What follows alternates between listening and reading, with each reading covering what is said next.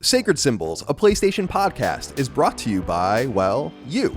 If you want to learn how to support our show, go to patreon.com/laststandmedia. Greetings and salutations. Welcome back to Sacred Symbols, a PlayStation podcast. This is episode number 304. My name is Colin Moriarty. I'm joined as always by my son, Chris Raygun. Chris, good to see you today. Your hair is looking robust.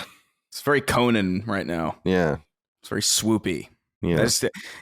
I don't know. I got out of the shower a while ago. My hair just, it never acts the way I want it to. So I just have to accept it at this point.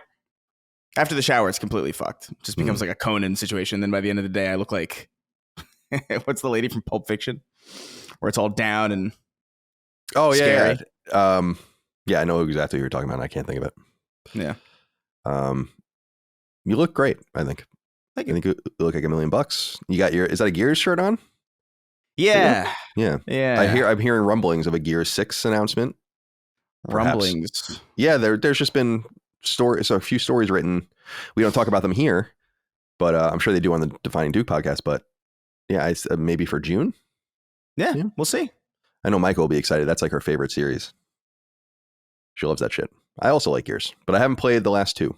Right? No, I played 4. I didn't beat 4, so I guess I played whatever. It doesn't matter. We'll play them on PlayStation soon enough. Dustin Furman, executive producer. How are you today, my friend?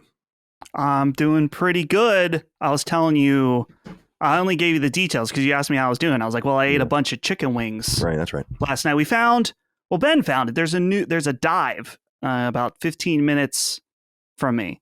You know, nice little place. They have a bar that you can still smoke in. Waitress, really nice. All the sauces that you can choose from. Wing night, $1.25 for a full sizer. So I think we found a new spot, but just makes me sad thinking about, I don't know about you guys. Around here, we had Quaker Steak and Lube was the wing place. There was once an era where you could do $10 all you can eat wings. And it's just insane to think about now. Like those times are long gone. Yeah. Gone. Oh, yeah. Micah was reading a story to me that she was reading that was just interesting about Red Lobster. I guess they entered bankruptcy protection or whatever. And they New company, man. Oh, I didn't even see Lobster. it. I just saw it pop up. Yesterday. Did they? Oh, you didn't see that yet either. I wonder if you talked about this. Do you know why they lost a shit ton of money? No. Apparently part of it is all you can eat shrimp. Apparently they lost like tens of millions of dollars last year on it or whatever. Yeah. So the days of all you can eat, it's like I've said this before, so I'm sorry to be redundant, but it's such a funny memory as being in Japan during one of my trips there and basically being like, went to an all you can eat. What do they call it? Yakitori? Is that where you grill your own food? That sounds familiar. It's like something like that. You go and, you take your shoes off, you sit around and Indian style around a little table with a burner on it. You make your own food, you put them in bowls and there's all these different things and it's all you can eat. You're supposed to be able to, and they're like, you guys got to go. Right. Like at some point, because we were like it was like 6 fat fuck Americans just putting down, like just being like, keep it coming. Mm-hmm. And they were being like, you guys are out. You're done. Well, what is it about? That's never happened to me anywhere else in the world. Is it an American thing? Is it a masculine urge or whatever that when there's an all you can eat, it's no longer, it's like, oh, how much should you eat? It immediately becomes a dare. How much it's a challenge. I mean, all you can eat. Mm-hmm. And that's the thing with the Quaker Steak and Lube wing night. It was a challenge amongst me and my other friends in high school. It's like, how many wings can you eat? My dad knew a guy, he said he put down 70. So I guess that was half size because they're not the full size wings. So 35 full wings. 35 full wings is so many, legend. That's great. I mean, yeah. It's how much will I eat? Because see, this is why I don't like, especially in Vegas, because it's cool to at least do it once in Vegas is go to like one of the famous, buffets or whatever. Right. It's just so stressful. It's like, you know what, dude? I'm just going to get like a fucking meal somewhere. I can't deal with this high stress situation where it's like, you got all these different things and people are piling their tables on. You're kind of being monitored by people there. And it's, yeah. Go get your fucking crab legs somewhere else. Not that I eat crab legs, but I know that that's a big draw for people. Shit like that. That's like if you guys have been to a Brazilian steakhouse where they come around, there's the guy, he cuts it off or whatever. And they have the buffet bar. And my thing is, it's like, dude, I spent a lot of money to be in here. There's no way I'm getting some mashed potatoes. It's like, no, I'm eating only meat. I'm going to be wet with sweat by the time I'm going to be very wet in multiple ways by the time I leave here if the food's good. But there's no room for wasted calories here. It's got to be all meat all the time. So again, it's masculine urge, American mindset, but you gotta load up on the good stuff. So I'm trying to remember what year it was, because the Lakers were in the finals. I mean, the Lakers have been in the finals a bunch of times, but in LA, they were in the finals 2008, 2009, 2010. So it was one of these years. And we went to a Brazilian steakhouse after E3. They happen a lot. The E3 lines up with the NBA finals and the NHL finals often. And when the Kings were in it, or when the Lakers are in it, or the Clippers, which I don't think they ever were, that would be a problem, or that is a problem. And we were at this Brazilian steakhouse, like just a bunch of IGM people, and there was like a riot going on outside, like a crazy. I don't. So they lost one of those. And I don't know if it was one they lost or one they won, but I have this funny ass visual memory of we were like along a window. It was like on Wilshire, or on the corner of Wilshire and something. And some dude just gets in a Lakers jersey, gets thrown into the glass by a cop to get arrested or whatever. So like it's a huge like top down window, and the dude's face is just smushed against this, and we're like this nice Brazilian steakhouse eating, and this is what's going on outside. Very vivid memory. So it was either 2008, 2009, 2010 that happened. I went and looked up the NBA. That's my experience with a Brazilian steakhouse, I guess. Honestly, I think I've been 3 times, because we would sometimes go when we would cover PAX. That was like our big night out. I think I'd rather just spend $50 on one really good steak than a variety of meats that are all pretty good. You know, I don't know if it's an illusion of value, I think, at the Brazilian steakhouse. It's very well said. Well, we're back. I was doing a little bit of traveling. Forrest Hunter wrote into about this later, but I'll just use it now. It says, "Hey, gents, Colin, how was your trip to South Carolina? As a fellow Northerner turned Southern gentleman, I'm always curious how people view my current neck of the woods. I believe you said you were traveling to Spartanburg. I'm in the next town over, Greer. Did you happen to travel outside the city, or this next city over, Greenville? Forbes rated it one of the best economies in the country and one of the best up and coming cities. I'd love to hear how your journey was, and if I can count on a live show headed this way in the coming years." We're never going to play South Carolina. I'll just tell you that right now. But it's no offense against South Carolina. It's just I got into a little bit of a tiff with an audience member over DM.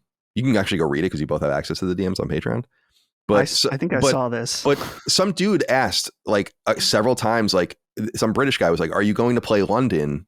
Please don't play London. It's so annoying. It's so expensive and hard to park there and stuff." And I eventually like went back and forth a couple of times, and then I eventually was very sarcastic. It was like, "Yeah, dude, usually shows go to the most obscure places and with the smallest populations of people in order to make any money." And then the dude, messaged me back and was like, "It's all about money to you." And I'm like, that's so crazy. I can't win. I'm trying to just pay for the trip. Anyway, I how did I get on this? I don't even know how I got on this. Your trip. That's right. Okay, so that guy, man, that pisses me off. I saw that come in last night because I saw the last message that guy sent. He blocked us. He was like, "This is my final month as a sub," and I was like, "Oh shit, I got to see what happened here." And no, I think you were perfectly justified, because it's one of those things. It's like, ask me once, okay, ask me twice, little annoying.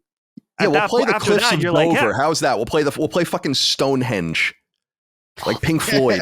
Let's play the Elephant's Foot in Chernobyl. Yeah, try and get a lot of people over to the Elephant's Foot. Yeah, I'd love to go to the exclusion zone and play a show. That would be a very riveting time for all of us. But far as South Carolina, so yeah, I was down there in South Carolina. I live in Virginia, so that's just 2 states south of me. That's when you're getting into like the real deep South. South Carolina was the first state to secede from the Union during the Civil War, so that's kind of like ground zero in some sense.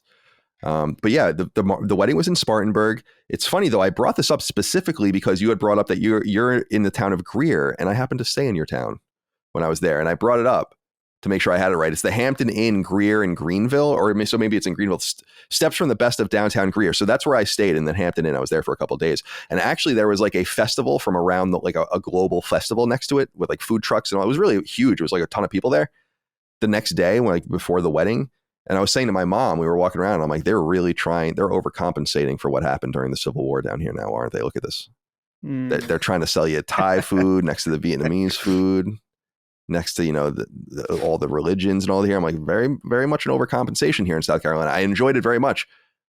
A lot of Confederate flags still down there, though. I'll tell you that. And tons of Trump signs. So we you didn't take like 95 or anything. We took like some different smaller highways, and that's what I observed was just like every time I saw a Confederate flag, I was like, oh. And every time I saw a Trump sign, I didn't see one Biden sign, and I'm not even sure I saw any American flags. No, it's very weird. It's a very weird situation they got going on down there. It's interesting. Yeah. But the thing is that the people are really nice. It's beautiful. Like there's some amazing houses there. The cost of living seems to be pretty affordable. And yeah, we had a good time. They got married like in the woods, basically. And it was like along this like lake. It was my cousin, Junior. And but I have to say this real quick. And this makes me hurt from the inside. Because this is my family, right? This was a dry wedding. Oh, I'm sorry. Now, I've never been to one. You only hear about them and we only talk about them. But having actually been to one, I stepped out every 15 minutes or so to hit the pen. You know? The pendulum. That's right. Because it's just like, I got to deliver this. I think everyone knows it's just like, can't do this. If you were anyone else other than my cousin or like close family, I would have been pretty upset that I came all the way down here and you can't even give me a Bud Light. You know, that's all I'm trying to say. Just a Bud Light. Maybe not down there. They wouldn't give you a Bud Light. They'd give you like a Coors. That's fine. Miller High Life, whatever. So that's my only complaint. I think it's a pretty serious complaint, but it was good to see everyone. I got a little bit of wear out of the suit. I had a little bit of a thing on Twitter, which I thought was very funny. Oh, yeah. What happened? I tweeted out a picture of Micah and I, like in our garments or whatever. And I'm trying to get as much wear out of this custom suit I got for my wedding. So this is the second time I'm wearing it. Someone wrote in like, you're getting a lot of wear of that suit. I'm like, you ain't seen nothing yet, buddy. I spent thousands of dollars on this thing. I'm going to be fucking wearing it for as long as I can possibly fit in it. But I tweeted out a picture of us and I said, Mom and Dad say hi. Now, to me, this is an obvious ode to the fact that I pretend that I'm everyone's father in the company to make it as weird as possible. And I thought it was especially poignant because Micah really online has always gone by Mama Micah. So I was like, oh, it's Mom. And I showed her. You don't ever tweet a picture of a woman without showing it to her, you know? Yeah. Right. I learned that many, many moons ago, you know? And so you got to clear everything. You got to clear everything. And so she didn't see anything weird about it. Then I tweeted out and people were like, oh, you guys are pregnant? Congratulations. And I'm like, God, I can see how you might interpret it that way, but I'm not sure why you would assume that when I've been like, if you listen to any of the show. So it was kind of a little bit of 6 of one, half dozen of the other, I guess, where I was like, I can see why you would think that. But I'm saying, and then so I tweeted again and I'm like, no, you don't understand. I'm your father. Right. Which I'm sure cleared things up and didn't confuse anybody even. And then you're right. That cleared things right up, my friend. Yes. Right. All right. Well, this is Sacred Symbols of PlayStation podcast. We'll have a few silly things to talk about here coming up, but let's get into the rigmarole that we like to do in the beginning. Just to remind you, we're on Patreon, patreon.com/LastStandMedia for early ad-free access to every episode of this show, every episode of Sacred Symbols Plus, which we'll talk about in a minute. Defining Duke, our Xbox podcast, Punching Up, our Nintendo podcast, Constellation, our conversational podcast, Summon Sign, our game conversational podcast. You guys are getting a lot of content. Knockback, of course. Knockback's been a little self-indulgent lately. Dagan and I are feeling very sentimental. So we talked about our parents, and we had PJ on again. People were mad when PJ came on last time. That's Dagan's best friend going back to the 80s, where they talked about how they skated all the time, but they didn't talk about it. Like the ins and outs of it. So I think that's what they kind of did this last time. Some people seem to be enjoying that. So thank you very much. Caleb wrote into us on Patreon. That is one of the perks you get on Patreon is you can write into all the different shows as they solicit questions on the news feed and the various threads. And he says, hello, boys. I just wanted to write in to let Colin know that his prediction was correct. LSM has held strong and returned to being the biggest gaming podcast Patreon above Second Wind. Long live the Kings. Thank you. I noticed. Now, I have a hard time with this competition with Second Wind because I actually like them. It would be more fun for me if we were enemies, but we're not. So, but I did notice, and we're falling as well. I actually think that this is a very boring time for games coverage, not necessarily the games we play, but it feels so dry and strange. I can see people being like, I'll come back when there's like something to talk about, like a new PlayStation game or whatever. So yeah, come support us over there at patreon.com/lastdaymedia. If you can. Sacred Symbols Plus is our supplement over there every week to this show, where we get into extra conversations, do deep dives, and so on and so forth. Recent episodes included the taxonomy of video game genres, review, discussion, and spoiler cast for Final Fantasy VII Rebirth, an episode trying to kind of get into the DEI question that's going on. Although I think I'm going to talk about that a little bit later. It's getting so trite at this point. Like it's just the wrong messengers, man. It's just really bad messengers.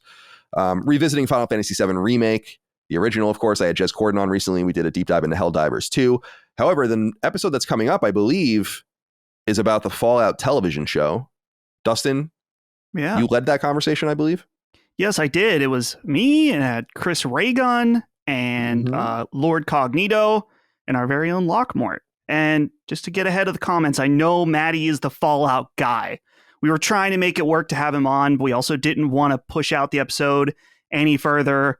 Wasn't able to work out. But Lockmort, it's not a replacement, okay? He is, I don't know if he's just as knowledgeable as Maddie, but having him on was great. We had a great conversation discussing the show that actually went, I don't want to say way more in depth than I thought, but we had a fantastic time, me and the boys. Yeah. So if you watched Fallout and you want to hear us talk the ins and outs of it, that'll be out on Saturday on our Patreon. Cool. Thank you for doing that. Let's see, I think I'm recording it. Will it go live in time? Maybe. The next episode after that might be my conversation with Ken Levine, which I'm recording next week. So people remember, I think this will be his third time on the show, if I recall. I think so. And you'll recall that last time we talked, we cut a bunch of the conversation out at his request because we talked fairly thoroughly about Judas. And I've known about Judas for far longer than it's obviously been announced, because I talked to Ken behind the scenes, but I never really poked and prodded about it, because I don't like to leverage that trust. It's like when I text with Neil, for instance, once in a blue moon, I'm not like, oh, so how are the games going? Like that kind of shit. It's like, I just don't break. So it's the same thing with Ken, where I'm like, no, that's totally fine. We got into conversations that would be more private. And so people remember, we probably cut a half an hour of that show out. It still was over 2 hours, I think, but a lot of it was about Judas. Now we can actually talk about the game. And so that will be interesting, though I pitched him on, and though I think he likes coming onto the show to not talk about games. So we'll talk about like the, philosophy or something else interesting. Very interesting, man. So yeah, we'll have him on soon. That'll be good. I'd like to do an episode of my own. I don't know how exactly I'll do it, but I'm like almost 70 hours into Final Fantasy VII Rebirth now. The game literally never ends. Very similar to Dragon Quest XI. It's like, is this game ever going to end? I don't know. We'll find out soon enough. So I'd like to do something about that as well, because I have a lot to say about it. It's wonderful, but no game needs to be that long. Just wanted to reiterate that. You and Chris could do it. Maybe do it together. If your timelines sync up. Yeah. Well, I don't want to get too into, Chris, let's not get too deep into it right now, but what chapter are you on? Oh my God. I don't even remember, because I've bounced around so much and I haven't had time to really play, but I think I'm still I'm at the end of, I did pretty much all of the mini games at Gold Saucer. Okay. Basically. So I'm sorry. Go on. No, and I got to say, like, I'm at a point right now where I'm like, I'm where you are now, where I'm like, okay, when is this? At what point am I? Because you're not even anywhere close. This feels a little bit. It's getting to the point where it feels like a little bit self-indulgent, which I guess is kind of like the point of these things, is to like last forever. But I'm kind of like, that whole attitude I had about side quests and like doing everything is like completely gone from me now. I'm like, yeah, that seems to be the case. You could see in the trophies, that's seems to be the case for people as they go from territory to territory. But let's save our conversation for later in the show in the appropriate place. But yeah, so maybe we could sync up. You're pretty far behind me, but I don't know when I'm going to be done. If you're doing the golden path and I'm still like in the fucking weeds, then it's entirely possible we converge. Yeah. So we'll see what happens. But yeah, so that might be coming up as well and other things. But thank you so much for your support on Sacred Symbols Plus. Really having a great time with a much more focused show that doesn't have to go twice a week anymore. All right, merch. laststandmedia.store. We sold like an absurd number of Moriarty Ray Gun shirts. What was it? I couldn't believe the number. Over 400. Yeah, like what?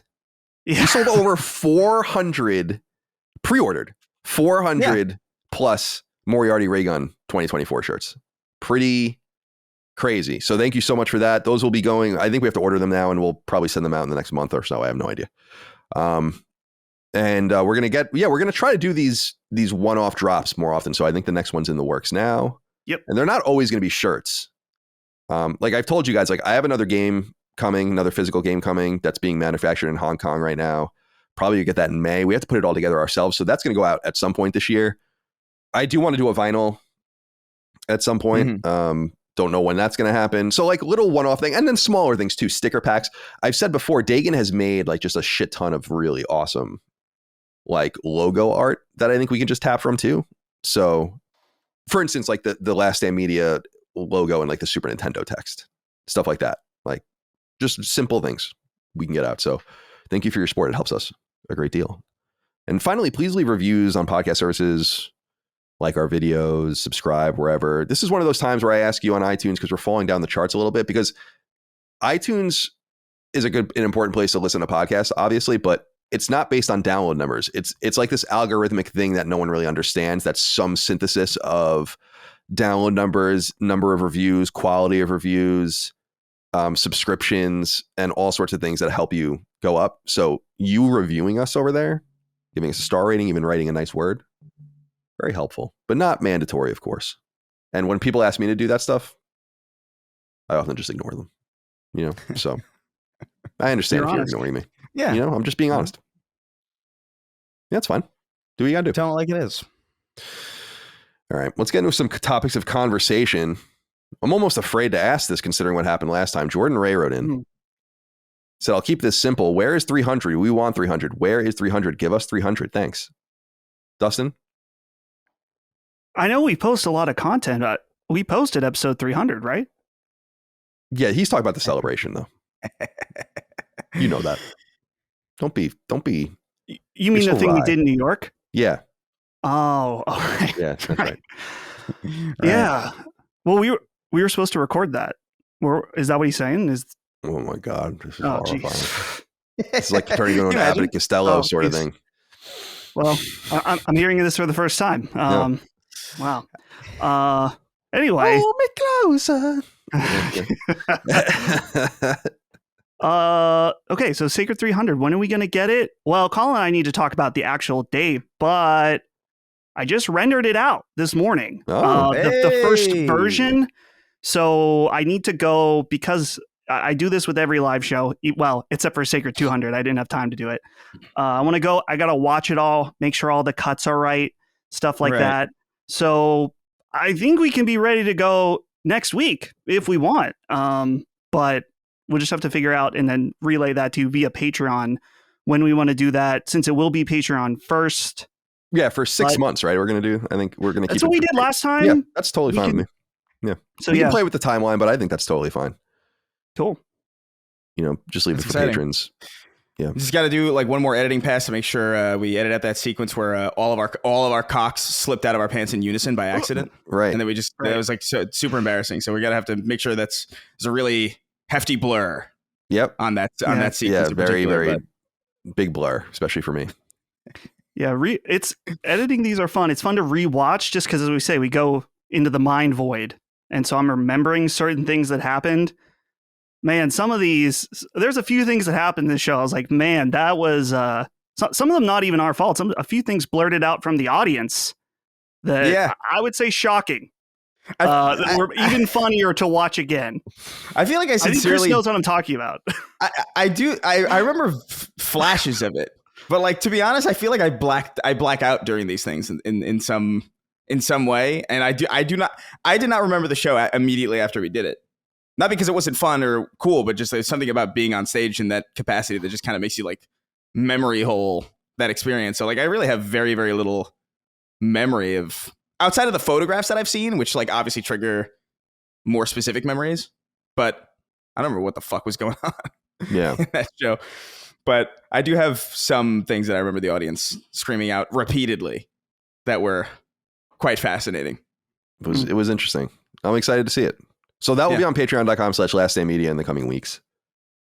What do we do for $5 and up people first and then dollar and up people after that? I think that's what we'll do. There was like a light controversy last time about dollar patrons and our timing with that. Well, I'll have to look. I can't remember what we did last time, so I'll go look and see. It doesn't matter. Whatever. We can figure out if that's what we're going to do. But yeah, most likely it will be $5 first. We'll tier it out to $1 later. And then eventually it'll be free for all. So if you want to see it, sign up. All right. Let's hear from the people. Quantum Radish wrote in, said, "Hey, Sacred Boys, just wanted to give a quick thank you to the podcast this Friday. I graduate college with a degree in mechanical engineering, and it's all thanks to the Sacred Boys. Back in 2021, I was on an internship in Georgia and needed a podcast to get me through the day. I stumbled upon Sacred by way of Maddie and Defining Duke. Since then, I've never turned back. You guys got me through my early 20s and the pandemic and have had a positive impact on my own and many of the listeners' lives. Keep up the great work, and shout out to all the soon-to-be college and high school graduates. Also, shout out to my fiance, Erica, my fiance, who got me an analog pocket as a graduation gift. Have to get our Seinfeld reference in somewhere. Yeah. So I got it in pretty early and randomly, but congratulations to you. It is that time of year where the graduates graduate. Mm-hmm. And that's very exciting for everyone. I almost didn't even want to go to my high school or college graduations in some sense. Like, I didn't. No, you didn't go? Yeah. I went because I was told that I had to, but I didn't care to. I don't know, the whole walk up, and my school did it. I don't know if this is like a common practice with schools, but even if you didn't, even if you didn't graduate, you would have to do the walk. And they would give you your diploma, and you would find out when you opened it whether or not you passed or whether or not you actually graduated. Because I took the bare minimum. I took at my last year, I was like, I care so little about this. So my final year, I took the exact amount of classes that I needed to pass and no more. No more. I had like so many study halls and like a early departure. Like I could leave early. I came in late. I had only a few classes, but there was this one physics class that I did horribly in. Largely because like I just like the teacher just was not. It really genuinely just wasn't a good teacher. Like I'm pretty good at like that kind of math, but like that teacher just sucked and everybody hated him and everybody bullied him, except me. I didn't bully him. I was just like, man, this sucks. I kind of feel bad for this old guy, but he's not a very good teacher. And I'm pretty sure I passed that class by sheer virtue of the fact that I was the only person who wasn't needlessly cruel to him. And so like that got me out of high school, I think, without having to do like an extra like summer class, I think.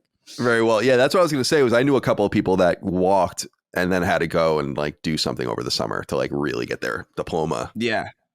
It was nerve-wracking. Got to get your high school diploma at the very least. But I do think like mechanical engineering, obviously a very practical thing. I don't think a lot of people need to go to college though. It's not that I'm anti-college. It's easy for me to say. I've said this before. It's like, yeah, I went, so I can say whatever, I guess. And I have being like, well, I went anyway. So I'm not trying to talk out of my ass. I just think the situation has changed. Oh, like for sure. Yeah. And I also think that I love my parents. They were awesome, but they were the type of parents, they were hippies, and they were the type of people that were like, oh, follow your dreams. And so we did for better or for worse. And I think it's worked out, but Dagan's an animator. My sister Dana went to school for English Lit. My sister Allie went to school for fashion design and then later toy package design at FIT in New York City. And then I went for American history. So it's like none of us did anything and no one at one point was like, are any of you going to work? Yeah.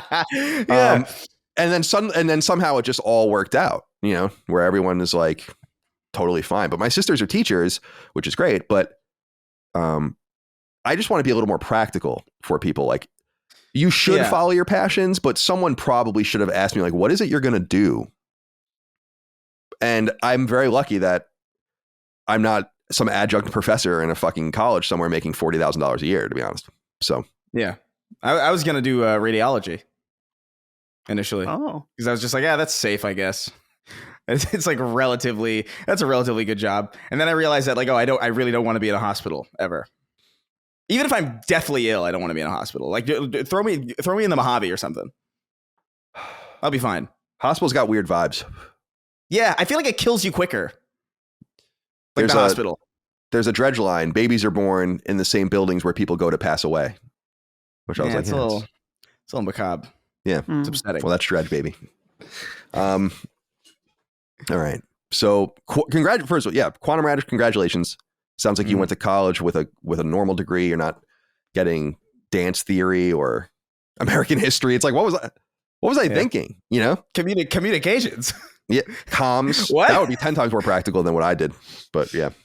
That's what my dad did. My communication. My college girlfriend was too. a comms major too, and I think she went to law school. So, I think a lot of people that get history degrees end up becoming lawyers. I was never going to do that. I never wanted to be a lawyer. No, maybe for like a minute in high school, I was like, it's such a saturated field now that it's like good but that's why I just think that too many people go to college because they feel like they have to. They incur this crazy debt, and often experience is more important. But it's very dependent on what you want to do with your life. Like, you're not going to just become a doctor. Like, we bring up that black kid in Florida that just pretended he was a doctor. It's like one of my favorite things. Oh my God, ever. yeah. And it's like, wow, I haven't thought about that in so long. That's such a specific story. It's so funny. Like the picture, like his practice picture with the stethoscope. I'm like, that's a 14-year-old boy. You know? Oh man. And this guy's like practicing medicine, like he's Doogie Howser. You know? And I'm like, well, yeah. Yeah, you can't improvise your way into being like a self-made doctor. Like, there's no doctor who's like, yeah, I didn't go to medical school and I was just on my grind set, and now I'm a doctor. It's like, that's not. If you want to be in like medicine, you absolutely should go to college. It's not like you're a frontier doctor in 1840, and it's like, I was a medic in the fucking military during the War of 1812, and this is the best you got. And I'm Dr. Phillips. Like, I've got various plant oils to help that bullet wound to the brain you got there. Get a little. What do they call them? Calipers, right? Just grab the bullet out of the brain. Yeah, a little caliper. Just put a leech on it. Yeah, and put a leech in the hole in the brain. Yeah. No problem. Everything's fine. Quintin Probst wrote in and said, "Hey guys, no question. Just wanted to mention that I'm having surgery tomorrow and I'll be off work for 3 weeks. Is it bad that I'm looking forward to being off work? No. Anyways, I wanted to say thanks for all the content. I'll be relying on you all for a lot for a bit. You guys rock. Keep on keeping on. Ooh, good luck to you. I'm sure you're going to do great. 3 weeks off is a nice little vacation. Yeah, depending on the intensity of the surgery, I guess. Like, like that does kind of factor into it, because I've been under the knife at least twice for very, very minor things, and it's not a great experience really at all. They wheel you into that cold room. That room is so cold, it's unbelievable. Like, and I get why, but like, you still, it's crazy. But yeah, good luck. Hopefully you don't. Well, chances are you will wake up during surgery. Most people do. Hopefully you don't remember it like I did. I woke up during my what? Yeah, I told the story on the show before. I'm pretty sure, right? Well, good. Where I woke up during surgery. I was having a lymph node. I was having a lymph node biopsy in like 2015, and like I woke up. They didn't use enough anesthetic or whatever, or like something. I don't know what the fuck the excuse was, but like I kind of woke up and I felt like it wasn't pain so much as it was like intense cold in places where I've never felt cold before, because I was splayed open in my leg. And I was like, oh, and then that sent me into shock and I passed out again. But apparently most people wake up during surgery. They just don't remember it because they're so looped up on fucking pain medication. Yeah, that makes sense. I was going to say, I not as serious as yours, but it's serious in that I guess it could have gone a little haywire, but it didn't. But I woke up during one of my colonoscopies. Oh no. And I have a memory. I got like a whole gamut of things done when I left IGN because I had like really good insurance there. So I'm like, let's just get all this fucking. Yeah. And before right when I quit, because we had to like get our own insurance after that, which was way worse. In fact, after that, I went to like, San Francisco is very Chinese, and I went to like a Chinese hospital where like I couldn't even literally understand the doctor. Like, had to go to like a totally different practice because I'm like, I don't know what the doctor just really said to me. But I woke up and I remember just like waking up and kind of being cognizant, and then a person getting on my chest, like a nurse or something, because if you move around in the colonoscopy, or not on my chest, I was on my back. So I was on my back to not get up like that. And because I guess you would rip something and have to like, really fuck things up. So like but I have a very vivid memory of that. And then I never really followed up and asked anyone about it. So it's like, did it happen? And it's like, I think it did. because I was reading the same thing as you. It's like, it's not uncommon at all. Because I was like, why did that happen? And I'm so wound up anyway. You probably have to hit me with like a fucking elephant tranquilizer to really get me going down. Yeah. So, yeah. But they didn't know that. I think this is all information and I was perfectly happy not knowing before this conversation. And probably Quintin as well. Oh, wait, no, he'll be done. Oh, yeah. He'll be done by the time the episode comes out. He'll be good. Yeah, you'll be This fine. is like our relationship advice. This is not, don't write in about any of this serious things anymore. I'm like, oh, congratulations on your college graduation. No one should go to college. Quintin, good luck in your surgery. Hope you don't wake up. Well, it's a nice. Our hearts are in the right place, right. I think, which is the important thing. Okay, we don't want you to wake up during surgery and start screaming. We don't want you to make bad college decisions, which neither of these people made. Like, this is after the fact of your surgery, so you're fine. If something terrible happened, you're not going to remember it. You're fine. And then the college thing, that's a good degree. That's a good degree to get for college. So it's like, I think we're in a good spot here, right? Yeah. Let's not oversell it. Ramon and I were the only people in our circle in college that had useless degrees because he was a music major. Everyone else was like a pharmacist or an architect. You know, it's like, yeah. And they actually like had to work really hard. Like, I would just read. I wish I had pictures. I've told you guys I used to get stacks of books that I'd have to read every semester. But it wasn't very hard. I wouldn't say that. Yeah, I mean, it's probably not. I mean, not to shit on architecture, but like, I mean, I could draw a box, right? You. No, it's fair enough. Like, these guys like had a whole like they each. I guess it was so demanding with space that they had a huge like almost warehouse space on the Northeastern campus where people had huge, like every architecture major had like a huge desk set up so that they go work there. And so they'd be there like in the middle of the night. And I'd be like, I'm playing fucking GTA San Andreas or something. I'm not doing much of anything, you know? I'm reading about fucking, I don't know, the Quasi War or something like that. It's fine. Everything will be fine. I don't know, but I'm just saying, like, whatever generation of architects led to like the current generation of architecture that we're seeing is very disheartening because it's just all a bunch of fucking just a bunch of glass boxes. I could have drew up a glass box for you in second grade, and I didn't need a degree for that. All right, so like maybe step it up a little bit. Yeah, architecture majors. What the fuck are you doing? Agreed. Modern art is horrific. I'm not one of these people that says it's not art. It is art. It's just it sucks.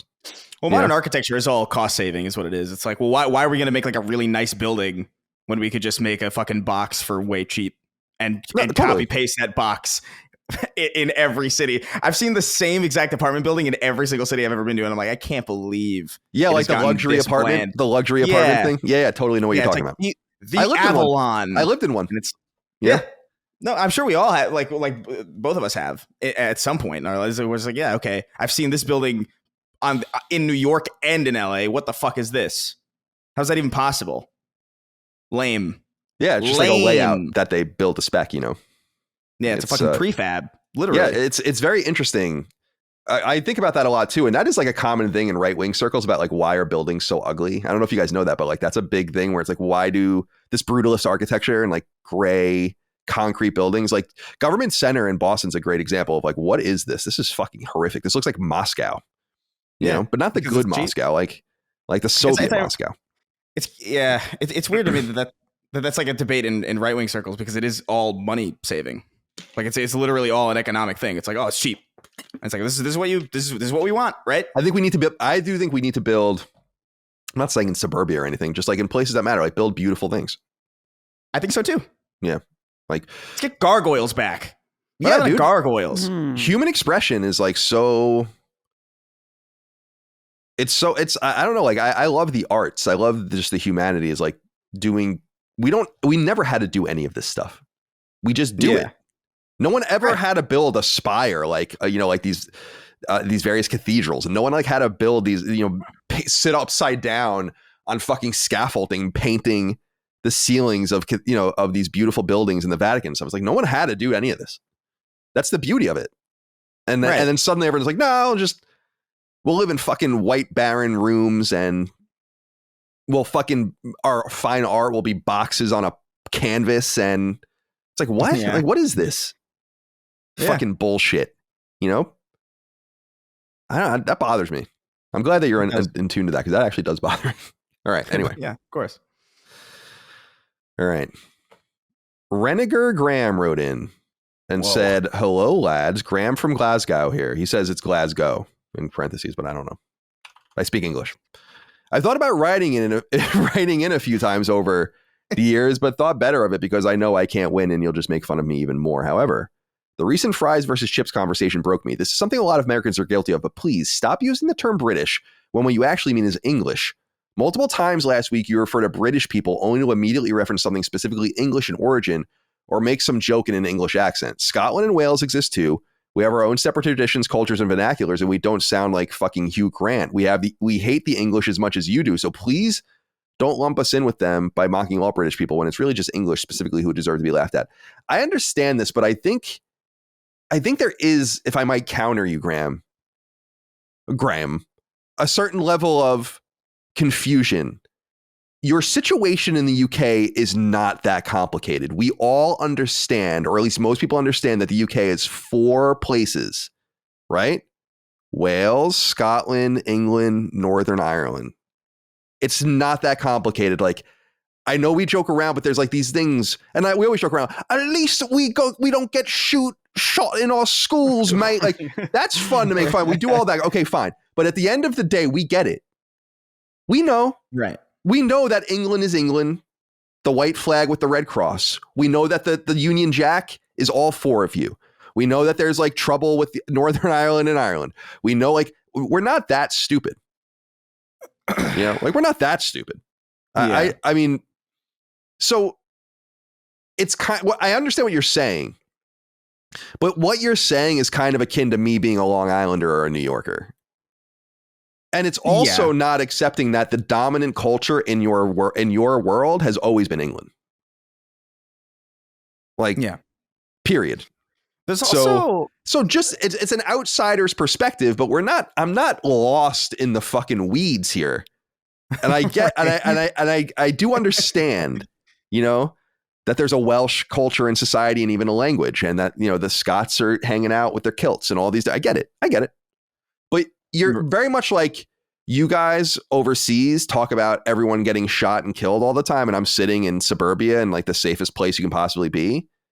And you gleam us all together like that. It all is just an outsider's perspective. You shouldn't take it too seriously. That's all.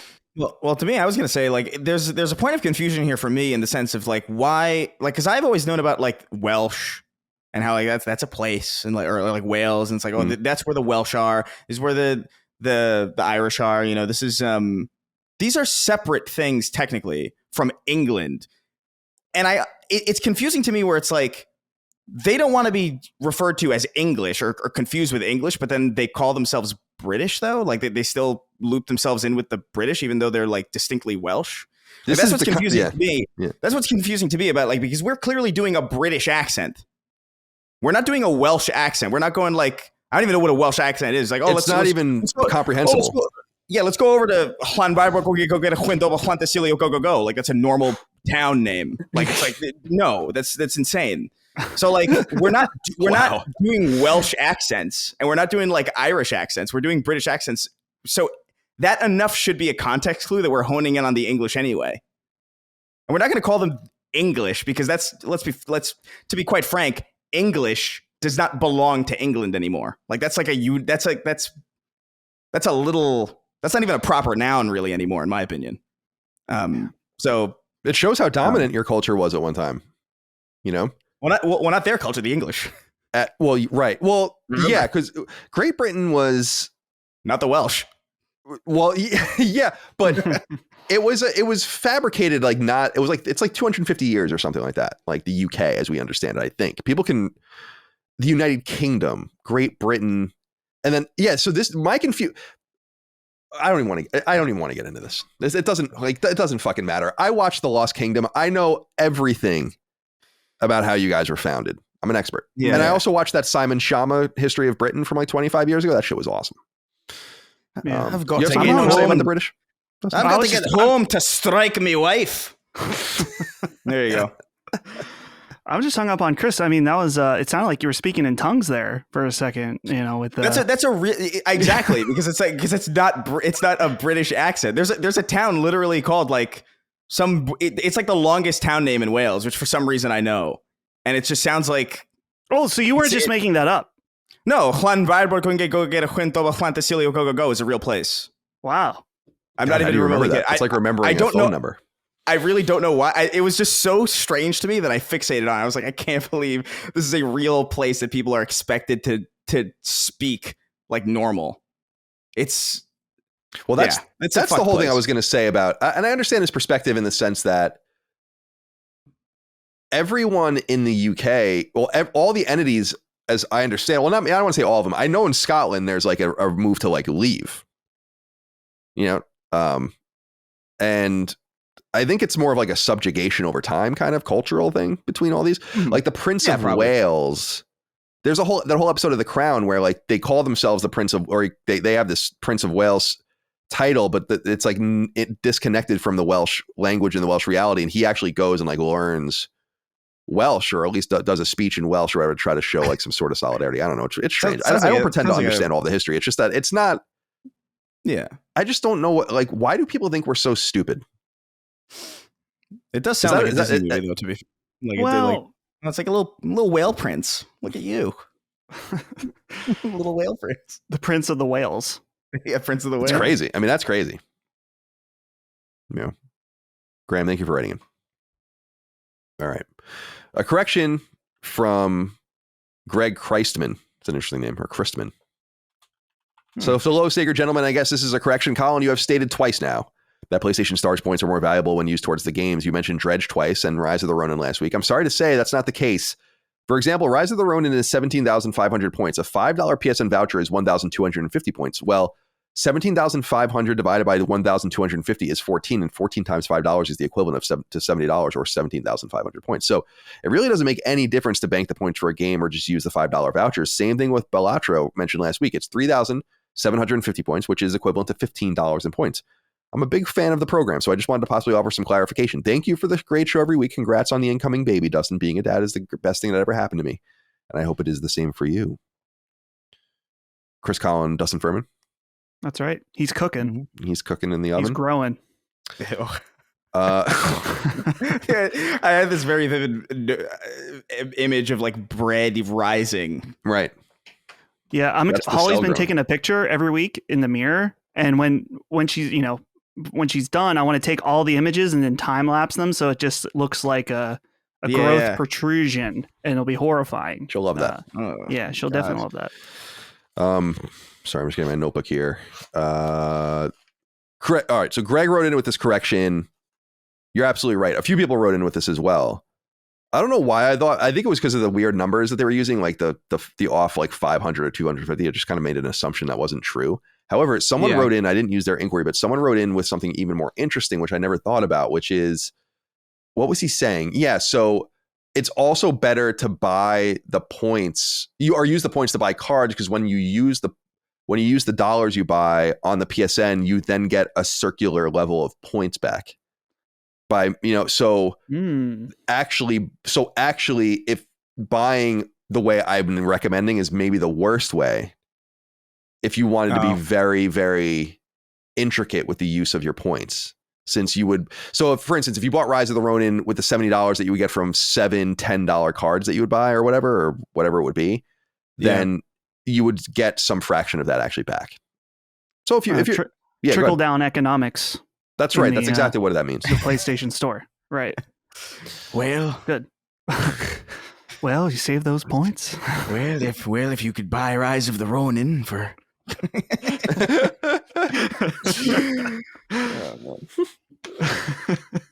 So thank you to everyone that wrote in about that. Also, a few people wrote in about that backlogged conversation we had last week about that website or whatever. But I didn't really know what anyone's talking about.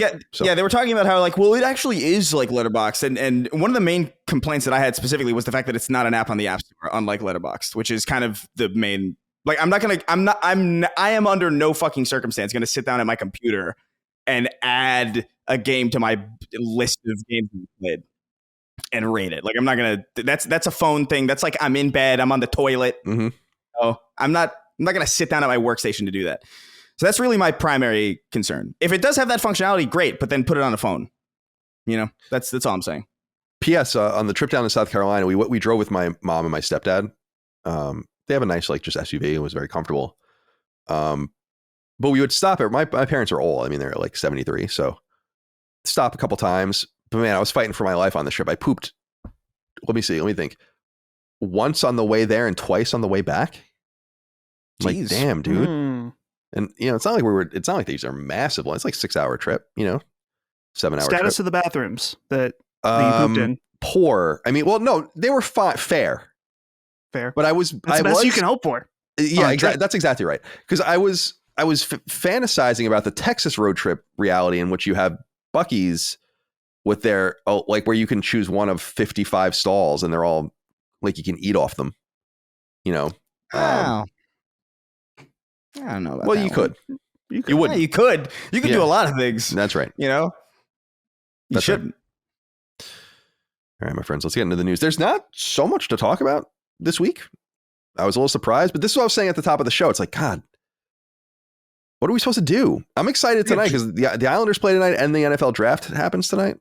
There's a lot of news in other parts of the world, but there's just nothing to talk about. It's a bit of a drought right now. Feels like. Guys want to talk about Stellar Blade boobs being the change, the day one patch? We'll get into it.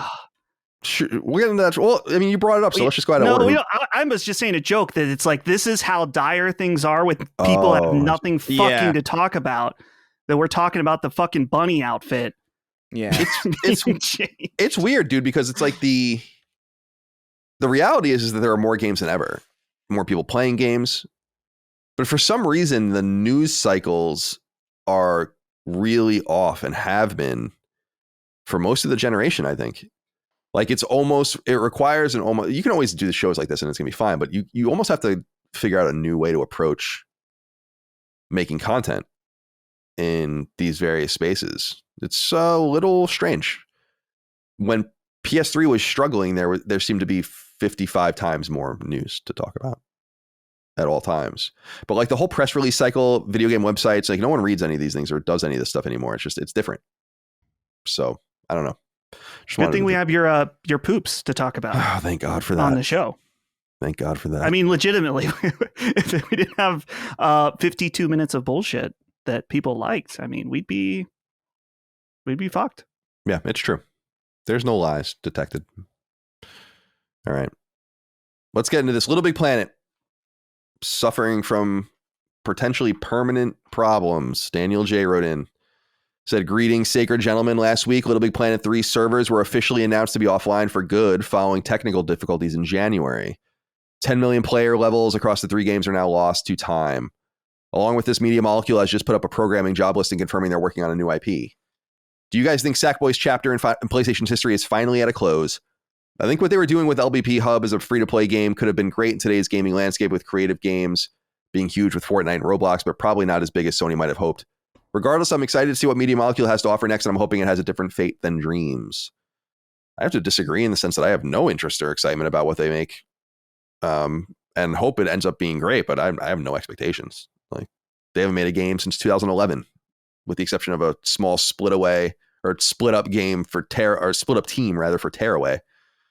It's been a long time since they put out a game, so I have no expectations. All right, so here's what he's referring to. Little Big Planet's social media accounts put out the following message with Little Big Planet 3 branding, but this will affect everything since Little Big Planet 1 and 2's UGC content has been, or UG content, user-generated content has been sucked into that game. So it says, due to ongoing technical issues, which resulted in the Little Big Planet 3 servers for PS4 being taken offline temporarily in January of 2024, the decision has been made to keep the servers offline indefinitely. All online services, including access to other players' creations for Little Big Planet 3, are no longer available. User-generated content stored locally on your PS4 will remain available. Any new UGC you create can be played on your PS4, but not shared. Offline features such as the campaign will remain playable. Thank you for your support. So they're, of course, referencing Little Big Planet 3, which is old. I mean, Little Big Planet 3 came out all the way back in 2014, and people might remember that it was a PS3 game, too. It came out natively on PS4, but there was a PS3 port for it. Sumo Digital developed it. Media Molecule didn't, because Media Molecule is early going with what would end up being Dreams. But Little Big Planet 1 was one of PS3's first hit games, came out in 2008. And Little Big Planet 2, which came out in 2011, very early in 2011, was a really big game for PlayStation, especially at that time. I mean, first-party games on Sony just didn't sell like they do now. So you're talking about millions of copies of these games. Several million copies is a really nice hit, especially for games that were not very expensive to make. But there was obviously the 2009 PSP version of Little Big Planet. There was the 2012 Vita version. There were spinoffs like Little Big Planet Karting and Prehistoric Moves and Big Adventure and the Sackboy Run game and all the rest. But it does seem like there's no one left to steward this franchise anymore. Sumo is kind of out of the picture now and under a different umbrella. Media Molecule, as we know, and people are saying, and Daniel notes that they're working on a new IP. We've known that. They said that they're working on a new IP a while ago. So, but I understand that would be lost on a lot of people. Who cares what they say about much of anything right now? So, what do you guys think about this? Little Big Planet 3, it's kind of the end of an era, because it is true that through backwards compatibility with the UGC, things all the way back to 2008, so more than 15 years old, had been playable on there. And it is over now. I assume this has to do with hacking or something. I don't know why else they would be having these problems suddenly. But Dustin, what do you think here? Anything to say? A soliloquy perhaps for Little Big Planet going offline? Probably forever. Yeah, well, the first thing I want to point out is we no longer have access, at least I think it was available, was Chris Chan's autism tutorial is now only lives on YouTube Let's Plays. And that's truly unfortunate, because I wanted to experience it myself. But if you haven't seen that, worth a search, worth looking up. But yeah, it's unfortunate. People put hours and hours and hours into these creations, some really cool stuff that was able to be made.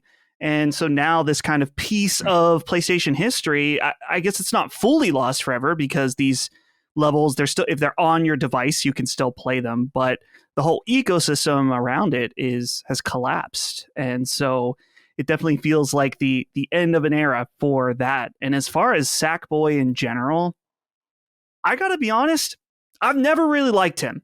I don't, it's not like a Chadley situation where I hate him or anything, but I feel like the idea of hating him is so wild. Like that he would be able to elicit that emotion in anyone.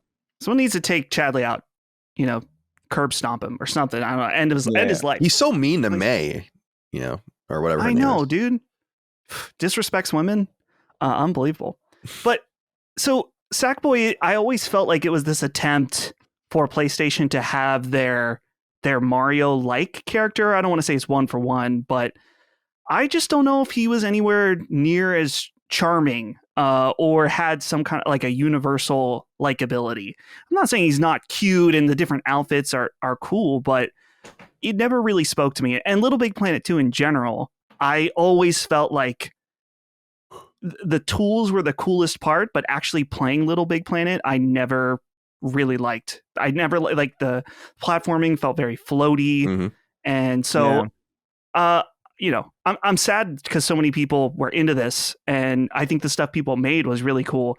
But if Little Big Planet dies forever, I'm not going to feel sad about it. Do you think it is? Do you think it is dead forever? The last game we got was the launch game for PS5, Sackboy: A Big Adventure, which is also on PS4. It's worth noting that they never said how the game sold. It probably sold more than 1 million copies. I would assume it's a launch game, but it did pretty well critically. It's like 80 or something like that.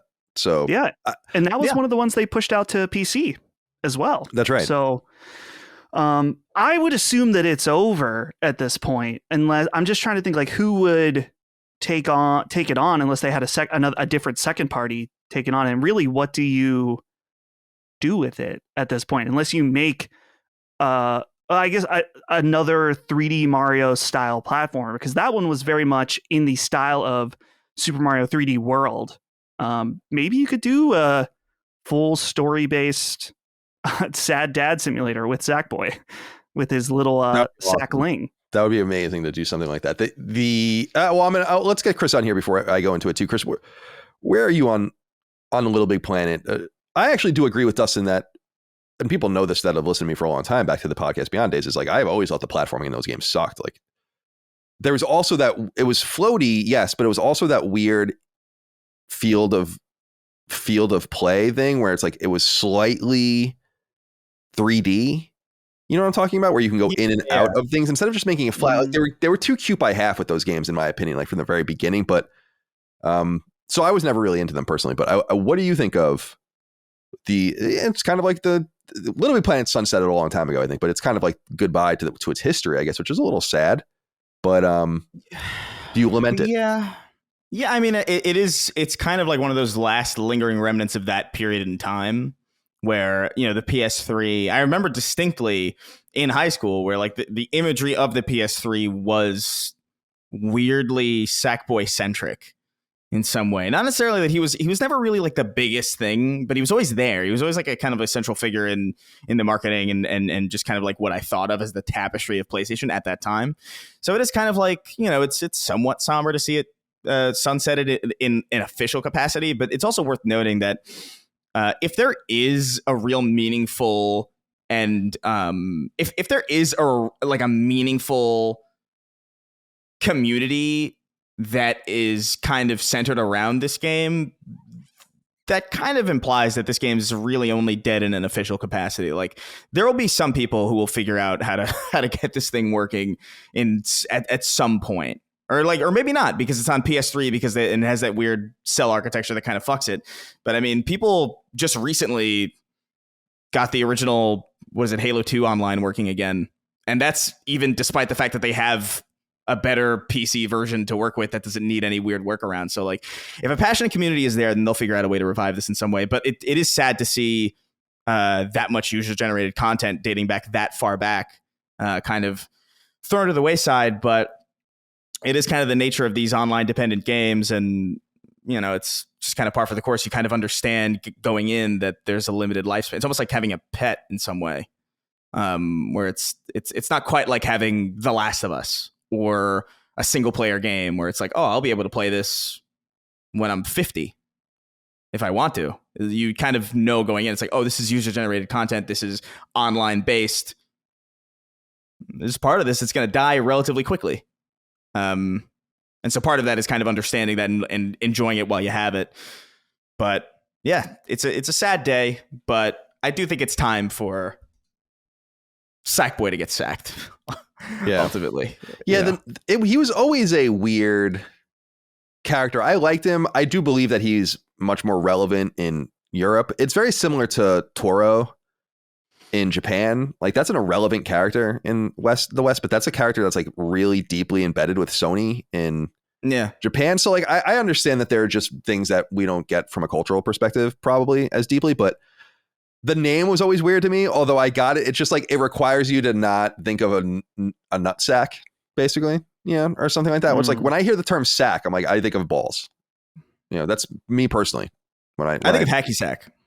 Well, I used to love hacky sack. I wasn't very good at it. It's a little intimidating to play in a circle with, very good people and then you fuck it up, Yeah. I didn't like doing that. I was more of a devil stick person myself. During the hippie revival in the 90s, whatever that was. But here's what I'll say about Little Big Planet quickly. Yeah. Is to Sony's credit, I think it's really cool that there was a way to kind of ingest old stages all the way through to Little Big Planet 3, thus keeping things alive from not only the PS3 era, but early in the PS3 era and midway through the PS3 era. So these are not like more recent games. Like, I think you can still play The Last of Us on PS3 or something like that. Like there are games that are still supported because they're relevant, but it's cool that they managed to do that. The other thing I'll say to their credit is that I think that they had Media Molecule and later Sumo sniffing around like really interesting. They understood that there was going to be something about user generated content that was going to be relevant. Sony definitely understood that. I would argue Sony understood that better than their competitors. They were just, it's the same thing with Gaikai. When they purchased Gaikai, like, they understood that where things were going. They just were off base. They didn't manage to execute with good timing, like we always talk about with OnLive, for instance, and stuff like that. It's like, you had an idea, it's just the timing was wrong, the execution was wrong, all of the rest. So like, I do give Sony some credit for saying Media Molecule from the very beginning with user-generated content was on to something. And it really turned into something like what would become Roblox or something. But I think that even during that era with PlayStation Home and what was going on with Second Life on PC in the early 2000s to this day, there were just these weird percolations that people did get it. And you have to give them some level of credit for that. I just think, especially with the rise of Roblox, Media Molecule was allowed to just hang itself, basically, with Dreams. Because they understood that there's something we can do here. I just wish someone went in there and was like, you have the right idea. You just need to focus in this, like take the lens and just kind of shift it this way towards the idea of getting games on PSN, using it as an engine, a commercial engine. Like think differently, but like Apple, think different. But yeah, so I think it's going to go away too, and I think it's time. Sony has shown relative, and I wonder what you guys think of this. In my opinion, Sony has shown a relative propensity towards knowing when something is done and not trying to milk it to death. This goes all the way back to Crash and Spyro. You know, they could have they didn't own these IP, they never did, but they could have thrown insane amounts of money to keep Spyro and Crash going on the PlayStation 2 era, and they really didn't. Those games continued, but others were funding them and making them at that point. And they were like, we're investing in new things. And really, there's only like Gran Turismo and to a lesser extent God of War. And God of War started in 2005, Gran Turismo 98, 97. So other than that, they've kind of just moved on. Things that were like Siphon Filter is just is like a good example of that. Like things, or not going back and doing the Getaway. We lament that, but it's like, yeah, maybe it's just time. It's over. And I just hope that they understand that Little Big Planet will now join that list of games too. Just move on. Just like you moved on from Colony Wars, just like you moved on from Medieval, just like you moved on from whatever, Parappa the Rapper, whatever the case might be. Yeah, so you got to let certain things age and let the heart long for it. That's right. Specifically, I think of Uncharted. We got 4 Uncharted games, and now it's been a while. I mean, we had the movie in between, but at this point now, if Uncharted came back, it would be a big deal. And I'm sure it would be very different from the old Uncharted games. But I don't know. Do you think, though, at the same time, one of the main complaints about PlayStation 5 is their lack of doing any kind of big new things? And like mostly what we've got on PS5 is sequels to games from previous generations outside of, Returnal. Really? Right? Yeah, I mean, it's true. I think that there's a dearth of games generally coming to PlayStation 5 from Sony. We've talked about that a lot. I think we would have that whether or not they were banking on old things or not. Like there's just not enough resources. Well, it's not even that. It's like I think that they've realized there are too many games. You can't constantly compete with all of these products, and so let's just dump money in the fewer games. I actually think that that's probably the wise approach. The question is like, can they cap that money so that they don't start eating their hat on these fucking various things that don't work out? Because then they are going to be afraid to take these new risks. And they should be, I mean, they're like the anti-Nintendo in this case. Like Nintendo, just to their credit, they make great games, so it works out. But it's like nothing's dead ever with Nintendo. Yeah. Nothing. Nothing. It can sleep forever. Like there's an expectation that anything can come back at any time. Like I wake up and like it's like, yeah, Ice Climbers can come back at one. Balloon Fight. Like I have no idea what the fuck these guys. Kid Icarus, Star Tropics. Like I don't believe any of it's truly dead. Because they're such a revivalist company. But it's good to not be like that necessarily. The important thing is to give people and this is what's important with PS4 specifically, and why I think PS4 should be the target for a lot of this stuff still, is you just got to get some of the old stuff playable on PS4. Like the old Infamous games, actually all the Killzone games would be on there now. Oh no, the Killzone port of the PS2 games actually on PS3. So like not even all of Killzone's playable. Not all of a lot of this different stuff. Resistance. Mm-hmm. Yeah, I just don't, that they need to do better with. But not keeping Killzone going, not keeping these games going necessarily, just making a way to play them. And maybe work going back and celebrating them. Doing a Resistance trilogy, polishing it up, fucking dev diaries and all sorts of crazy shit you can put into it, but didn't say we're not making another one. It's just like, this is an important part of our history. Do that with Killzone, do that with Infamous. Sly, whatever. Ratchet and Clank would be another franchise that's still going. Right, that's even older than God of War, actually. Yeah. Okay. Guys, I wanted to talk about this next one. This is a funny one. And I just want you to be careful when you play Stellar Blade, which will be out by the time it's out today, actually, right? Or tomorrow, I guess. So the day this comes out. Friday. Yeah. Our podcast goes live on Patreon. You'll be able to play Stellar Blade finally, your sexy Korean lady.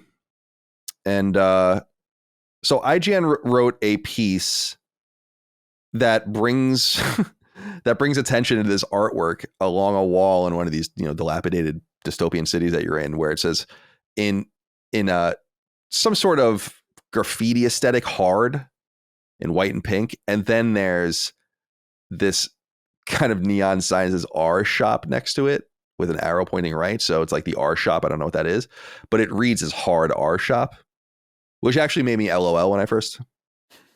I can't believe I just said LOL out loud like that.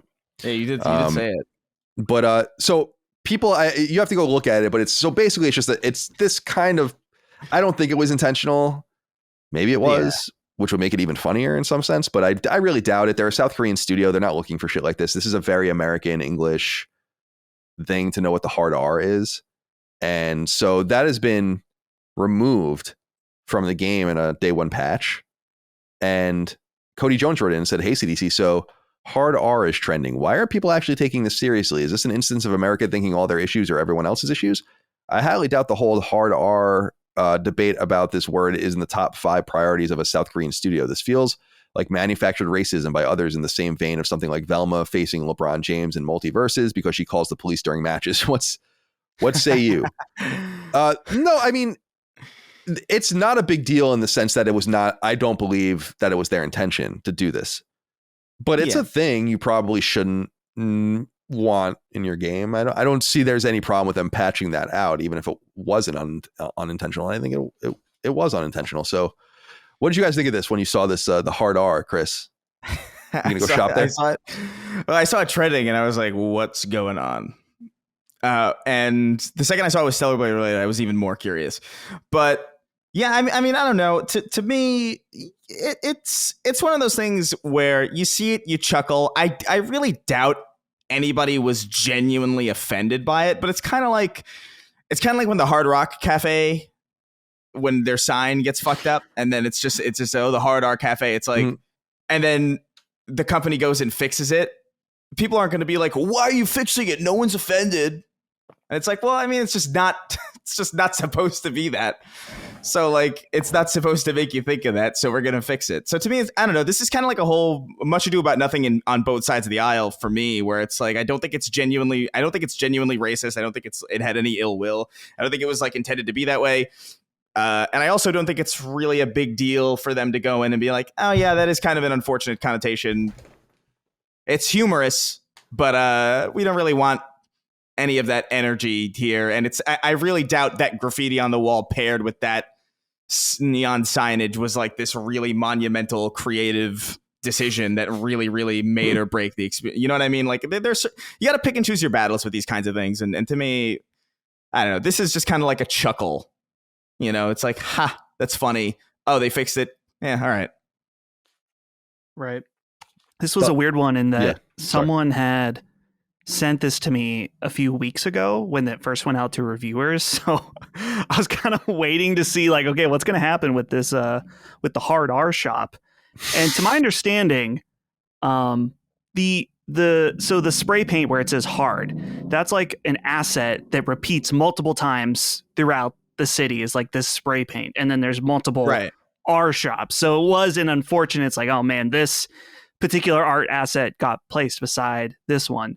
And it's very funny to me watching people discuss this because there are some people that are convinced that this was intentional. Some people saying they did it so they could get an extra news cycle out of the game.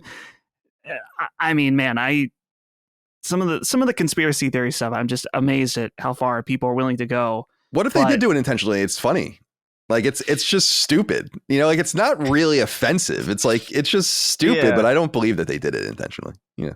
Right. Yeah. Well, and I was thinking about it too, because okay, you have a Korean studio making it, so let's say they didn't know, and those were put together. It still needed to be localized and tested by people that are native English speakers, and the conspiracy would have to go so deep if they allowed it, because it's most likely they just didn't notice because they were so used to seeing those two assets all around the game, which I don't know. Well, I'm going to play it tomorrow. Maybe I will only see one hard sighting throughout the game or something like that. It'll be on the disc, right? You're going to get the physical version? Oh yeah, I'll be able to find the hard art shop if I want. Just keep it offline and go to the hard art shop. Here's the thing about it though, it's kind of funny because if you're in QA and you notice that, do you say something? Because that kind of you know what I mean? Because then be like, wait, what do you talk? Why would you see it like that? Yeah, why are you seeing it that way? So I wouldn't be surprised if a bunch of people were like, that's I'm not going to bring this up, but that's definitely going to be a problem at some point. And the built-in kind of problem with it is like there are a lot of people who don't know what that means. Like genuinely, like do you remember that famous video of like Linus Tech? Yeah, I posted that in Discord. Yeah, where he's like, oh, I've used my fair share of hard R's in the past. His co-host is like, what? And he's talking about the R word for disabled that I won't say on the show because I don't want to get us dinged or anything. But there are a lot of people who are. Oh, that's true. but you got to save it for the right moment. Right. It's really more about the sanctity of the slur. Sure. But I think but I think you're in a weird position where it's like there are going to be people who don't know about it, who look at it and are just completely oblivious, and the people who do know about it are likely the ones who are going to assume it's funny. You know what I mean? And because I really doubt, I don't know, I doubt somebody who was like genuinely socially conscious saw this and was like, wow, that's so fucked up. You know, somebody probably like shared it online and was like, lol, look at this. And then it got kind of picked up in that weird cycle. So I don't know. It's really not that big of a deal either way. It's not censorship, by the way. I do want to bite that in the head. It's like, I don't think it's an example of them being like stepped on by Sony, being told not to do something. It's just like, no, it's just a mistake and whatever. Yeah. It's not part of I don't know. You would expect that joke could land in a certain game or something where it would make sense, where there would be some sort of like sarcastic, Always Sunny in Philadelphia vibe to the game or whatever. Right. And that's not this game. That's why I'm saying, like, whether it was intentional or a mistake, it doesn't really belong in the game, in my opinion, because it's just a distraction. Because you're not trying to be like subversively funny or inappropriate. So like, just get rid of it. It's a distraction. It was not intended that way. So I think that they're making the right move to it. It's not censorship. And I'll just say this straight up, that guy Grums on Twitter is just becoming so annoying to me. From attacking all of these different things and putting everything into one bucket. This is what I was saying weeks ago when people were bringing this stuff up with like this culture war stuff, where I'm like, it's just not the right messengers. These are not the right people to have these conversations. And I was kind of embarrassed in some sense for him, in the sense that he was talking about this stuff with the Stellar Blade hard R images going around, like from some sort of conspiratorial thing. Like, he doesn't understand how journalism works or how the games industry works. It's like the reason that people were releasing these images when they did, and the reason that stories were written around the same time, is because the embargo had lifted. They weren't going to be allowed to just say like, oh, we're under an embargo and an NDA for this game, but we're going to share this one offensive thing before the embargo. I mean, you could do that. You're going to never get a game from them again. So they were waiting until the embargo was up. And the reason that the patch, and they were like, oh, the reason the patch was live is because clearly people that were playing the game told them weeks ago, when they got the game and they noticed it for the first time. I've had those conversations with developers when I used to play games early too, where I'd be like, this thing's broken, or like, just so you know, like there's a spelling error here. If you guys want to, like, I have no problem doing that at all. It's like, it's going to be in the review if it's pertinent. But if someone was like, do you guys know anything about this? Do you have any comment? We want to be ready in embargo. That's actually just journalism. It's like it's why I hate these conversations. And like, people are complaining about that Zhao game now, the Tales of Kenzera game. And it's like, why is that woke? Well, I don't know. because it's an like an African cast or something. I've said this before, but this is what we're watching is we're seeing the pendulum kind of swing where like I remember many years ago everything was racist and sexist and everything was that, and now we're kind of in this weird territory where like everything is woke and everything is this, and it's just like, is it, or are we really projecting a lot of things onto things that have no inherent intent with as far as that goes behind them in the first place? Like we're reaching that territory, and I think people are losing their fucking minds, quite frankly. I think like it seems that way. Like I'm sorry, go ahead, Chris. No, I was gonna see that like that Grums guy, I've followed him for a long time, and I haven't really paid much attention to him in the last couple of years, but like seeing some of the stuff he's saying now, it's pretty like I feel like there's like an off the deep end kind of thing that you can see with a lot of people. I think people on the fringes are getting crazier, and the people in the middle are just kind of becoming more and more normal. And we're starting to notice that disparity a lot more because of that distinction. And it's strange. It's a strange place to be. It's just so annoying because it's like, oh, I'm sorry, Dustin, were you going to jump in? I don't want to interrupt the train of thought, but I have another thing on censorship once you get that out. Oh, okay. Yeah, fair enough. I was just going to say, like,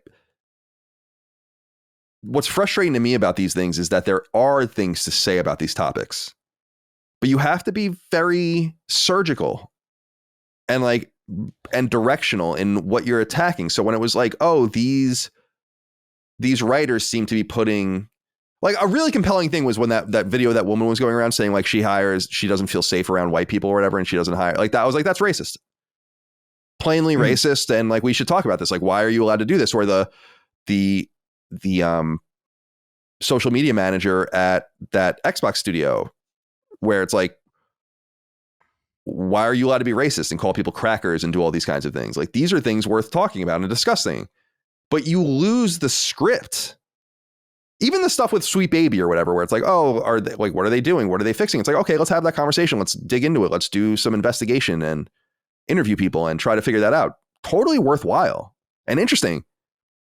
But it can't be everything. Like, everything that happens has to fall under this umbrella now. Stellar Blade falls under this umbrella, even though it is blatantly sexualizing the female character and they don't care. This is somehow a woke game, or like that they're fixing the outfits and doing, I'm like, I don't know, man. Like, I think we have to just be directional and specific. That's why I don't like a lot of these culture warriors. Not because there's not a culture war worth fighting. It's just that they're on the wrong battlefield. They're like not even in the right place. You know, not even fighting the right enemy. It sucks. Because it kind of it allows people to be very blatantly dismissive. That's why you wait for your enemies to make mistakes. You know, and there's a lot of them being made. And so like that's going to be taken advantage of.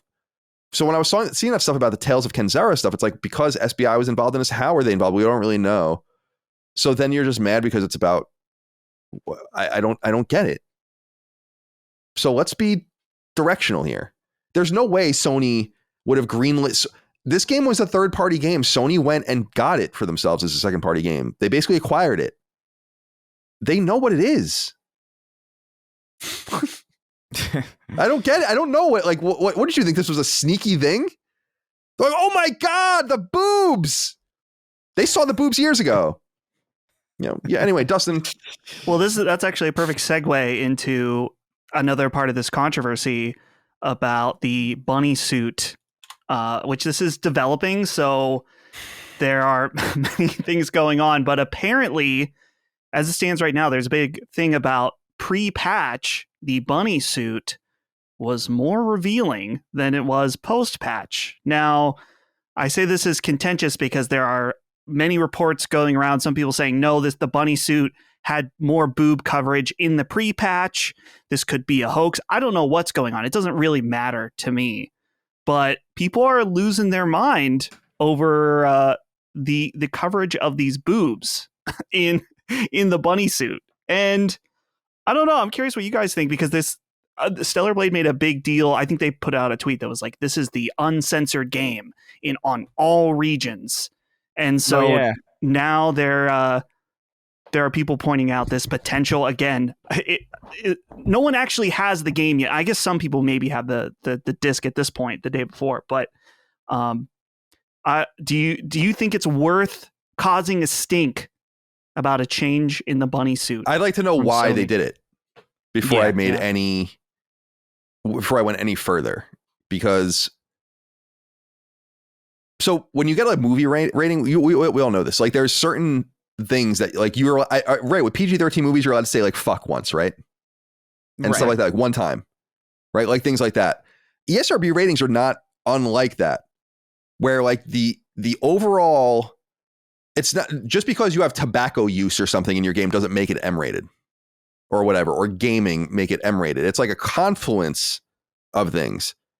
And I'd be wondering if one of the rating agencies went to them and said like, you got to kind of tone some of this shit down. And they're like, all right, I guess like the thing is that you literally can't get an AO rating and be a commercial game. There's just no one will sell your game. You can't list it on PlayStation or Xbox or Nintendo. You can't put it. I don't think can you put it on? I guess you would be able to put it on Steam. Do they have AO games? They must, right? So I think you could. I think so. It's not commercially sellable, really. Yeah. So I'm just saying like that. I'd like to know why they did that before I got upset about that. If it was from people being offended or something, yeah, I think that would be worth being like, well, why are you submitting to this? But unfortunately, for Shift Up, they sold their IP, and they don't really get to own what happens to it, and for better or for worse. But I just think generally speaking, people are going overboard. I'd be very curious to know though why, because I'm looking at these images here. Like clearly her tits are out in the first one, and they're not in the second. But I don't know, man. I'm looking forward to playing it. I don't know when I'm going to get to it, and no time soon am I going to get to it, but I will eventually. She got some big legs, huh? Yeah. She got a lot of things going on now. Yeah. She's got a whole lot going on. All right. Well, since we're talking about the game, Echoes93 wrote in. It said, greetings, gentlemen. With Stellar Blade sitting at 82 on Metacritic, what's our hype level looking like now for this stellar game? Has all the sexy controversy from the gaming media been overblown, and can us dweebs finally enjoy our sexy hentai game in peace? Thanks for all that you guys do, and I look forward to hearing your response on this one in particular. So we talked about the last half, but let's talk about the first half, which is what's our hype level? Dustin, you said you'll be playing it likely in the coming days, so your hype level is probably pretty high. What say you? How are you feeling now post-review? Did you investigate anything, or is it where you wanted it to be? Low 80s is pretty good. I mean, it's great. Yeah. Really. It's about what I expected. The demo, the combat felt awesome, and apparently I just saw that there's patching in that there's a little bit of like latency, like input latency on the combat that I noticed, and some other people were talking about as well, that they've now patched that and made it feel more responsive, and that was the only real main complaint I had about the demo. So that's even more exciting. I kind of expect because some of the reviews, I didn't read them, but I was seeing like some pointers on Twitter that the story and the dialogue can be kind of mixed at certain points. I think that was one of the main things Gene said. And so I kind of had that expectation, but for me, this game is going to be all about the combat. It's somewhat Souls-like in its combat. Just take it easy with that. So that's very appealing to my interest. So yeah, I have it pre-ordered. It's coming in the mail tomorrow, so I will be playing it, and I think I'm going to be on Summon Sign next week, so I'll be able to go in depth. So, I'm sure that you will. Chris, very in depth. What are your thoughts here with Stellar Blade? Are you going to play it? Are you going to allow yourself to be distracted? I mean, man, I don't. I really want to play it. Like it becomes more and more attractive to me as Rebirth goes on and on. Not that I dislike Rebirth, but just like, man, especially because I came into Rebirth immediately after Final Fantasy VII, so I feel like I'm really kind of overloaded on Final Fantasy VII right now, just generally after about 50 something hours in a row with it. So I don't know. It's going to be tricky disciplining myself enough to not play it, because it is something different. It is something like new. It's probably something that I could breeze through fairly quickly. But yeah, like I am looking forward to it. It is something that I'm definitely going to play. When that will be, whether that's immediate or after Rebirth, I can't say right now, but I'm really looking forward to it. I really like the demo, and I even mentioned to Dustin, I think like when we were talking about what we were playing, when I talked about the demo, that like the one thing that was kind of like a little bit strange was that I felt like that parry, there's something with the parry felt weird, and it was because of a latency issue. So to hear that that's kind of gone is really exciting, but I'm looking forward to it. I think it's exactly where it should be. You know, like I'm definitely like I heard things about like, oh, the story's really bad. I'm not playing this game for the plot. You know, this is not a plot oriented game to me. This is gameplay driven primarily, and I liked what I saw from the gameplay front. So yeah, totally into it. Yeah, I'm gonna pick it up. I'll probably just end up buying it and downloading it this weekend. But Final Fantasy VII Rebirth, we'll talk about in a little while. I must be getting towards I think I'm in the last area, so I must be getting towards the end now. But I think I'm gonna play Pacific Drive next, which I hear runs at 30 frames on PS5. I don't know if that's true, but oh dear, I have to live with that, I guess. And I want to just play a few smaller games because when I'm in the heat of a Final Fantasy game or a good RPG, I'm like, man, I want to play another role-playing game. But then when I get so deep into them, I'm like, damn, I can't. I was thinking about it. I've played this game more. Remember when I played Spider-Man and then Spider-Man Miles Morales and then Spider-Man 2 back to back to back and platinumed all three of them? I did that in a shorter amount of time than I've played this game, Final Fantasy VII Rebirth. Right. So I got to just like play other things and like wash myself a little bit, my mind, my body, my soul. Echoes 93, thanks for writing in. Finally, David Wilson 2. David Wilson the second wrote in. Said, does Flint Dibble play Stellar Blade? Probably. Yeah, he plays it for the plot, though. Oh, okay, fair enough. Yeah, yeah. He's like, that's what he's telling everybody. I wonder what's going on with Eve and the Natiba. Gotta ask Joe Rogan about it with my silly hat. Oh my god, his shirt was so big. The fakest name. I really can't get over what a fucking Wallace and Gromit name that is. Fucking Flint Dibble. Jesus Christ. All right, my friends. Well, we were talking earlier as we were talking about our show Sacred Symbols Plus over on patreon.com/lastdaymedia. Each Saturday, we upload a new episode of that, and it's all about different topics. The one coming live this Saturday, the day after this goes live on Patreon, is all about Fallout on Amazon Prime, the first season. It's been renewed officially for a second season. This isn't a huge surprise, but a lot of people are excited about it. Dustin and Chris, you guys were both on the show. You like it? You think it's good? Yes. Yeah. Mm-hmm. Yeah. Good. Well, Dio Morrow wrote in, said, "Hey, Sacred Trio. With successful shows like Fallout, Last of Us, Cyberpunk, Edge Runners, etc., not only being great shows, but also boosting game sales, do you think that Hollywood or the game industry will make more pushes with a multimedia goal in mind?" It's a good question because I don't know if you guys have been seeing, Fallout is now going through a revolution of game. Like there was over 1 million, or no, they said, was it over 1 million people played Fallout 76 in one day or something?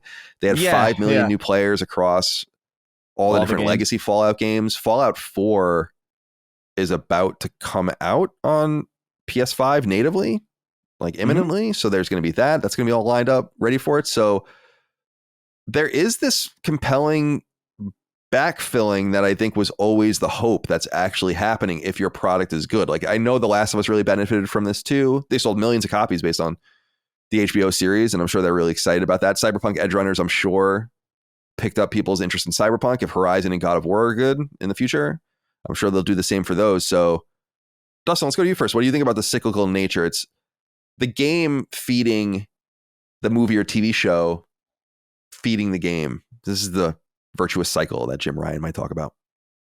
Yeah, it makes sense to me that would start to be the case. In fact, we already saw Kojima, which this makes a lot of sense for him specifically, is headed in that direction with his new action espionage game. It's a weird name. I can't remember what it is. Pheasant? Physint, right? Oh, Pheasant, yeah. Pheasant. So yeah, it would make sense. It does feel I guess a little concerning because I guess there could be situations where maybe this doesn't work out. I mean, scheduling just the release of a game alone is very difficult, and now you're trying to add in movies or TV, and that could be troublesome as well. But clearly there is something to it now with Fallout seeing a huge resurgence, and you know, you got to imagine that Microsoft right now is like, fuck, why we had Starfield. What if we had a new Fallout game right now instead? Like, it would be the absolute perfect time to have that kind of synergy. They just they don't have it. You know, they got the patch coming out, which I don't know if you guys saw. Do you see that apparently maybe it's been fixed? The PlayStation Plus version of Fallout 4, people are not able to get the upgrade patch for it. Oh, because they didn't buy it. Interesting. Yeah. So I don't know. Maybe that's sure they'll fix that. maybe that'll be fixed. But so yeah, it's I would say that it's likely that we will see more of this. The question is, with anything that is successful and begins to show dollar signs, at what point is it beat to death, or we're just seeing unnecessary things that end up not being successful? We see big bets made. That's always the worrisome part for me. Yeah. Where are you on this, Chris? I don't know. I think this is an interesting time because I feel like we're finally in that window for video game adaptations that I think comic book adaptations saw in the early 2000s with the original X-Men and obviously Sam Raimi's Spider-Man, where it's like, oh, these can be good actually. And I feel like we haven't really seen that, like, and we've had serviceable ones. Like, we've had things that are fine. Like, I like Sonic was fine, and you know, like Uncharted was fine. You know, we've had examples, like very loose, kind of off the cuff, but like this is the first time it's like between Arcane and Edge Runners and Fallout and The Last of Us, we're kind of in this territory now where the immediate assumption for a video game adaptation is no longer, in my opinion, and at least from where I'm sitting, like, oh, they're going to fuck this up. Now it's kind of like, oh, this could be great, actually. To the point where it kind of has me recontextualizing how I feel about even something like the Borderlands movie, which like the casting looks really strange to me, but because that has like people from like it, I'm pretty sure Randy Pitchford is like actually involved in that. And so like at the very least, it's like, maybe that will be like a good adaptation. Whether or not you like Borderlands or not, it still remains to be like, I mean, that's still probably not going to convince you, but that very well might be a good adaptation of Borderlands for all we know. And so it's interesting to be in this time. It's a lot more interesting to me than comic books, which kind of feed into each other. There's really only Marvel and DC, and now we're kind of in this weird like shared world kind of like cinematic universe thing where like nothing can exist on its own. Whereas like I think video games have the luxury of being such a broad width of experiences where even if you do have like a several season show of a shared world, it's still going to exist in a silo alongside like, you know, The Last of Us or Cyberpunk or these separate extra things. So that's kind of exciting in some way, because we're on the precipice of a new dawn for this kind of thing. But at the same time, we are at the precipice of what would largely consider to be, or what a lot of people would probably consider to be the early beginnings of a new cash cow. In the same way that it kind of happened with Marvel, where we had like really, really good stuff after a period of really, really bad stuff, and then it just kind of became really tepid and safe and bland and boring. Remains to be seen how long this particular trend has before it wanes off into that tepid territory. But I mean, I'm down for the ride. I'm interested in seeing where all this goes. I think it's a smart cycle to have things feed into that, and you know, I know a lot of people who are like messaging me about Fallout now because that I didn't expect to ever talk to me about Fallout, like uncles and cousins who do not play games, and aunts and just fucking baffling people. My dad asked me what a Pip-Boy was, and that was a jarring message to receive. So I'm down. I'm interested. I hope we get a little bit longer of a good gold rush.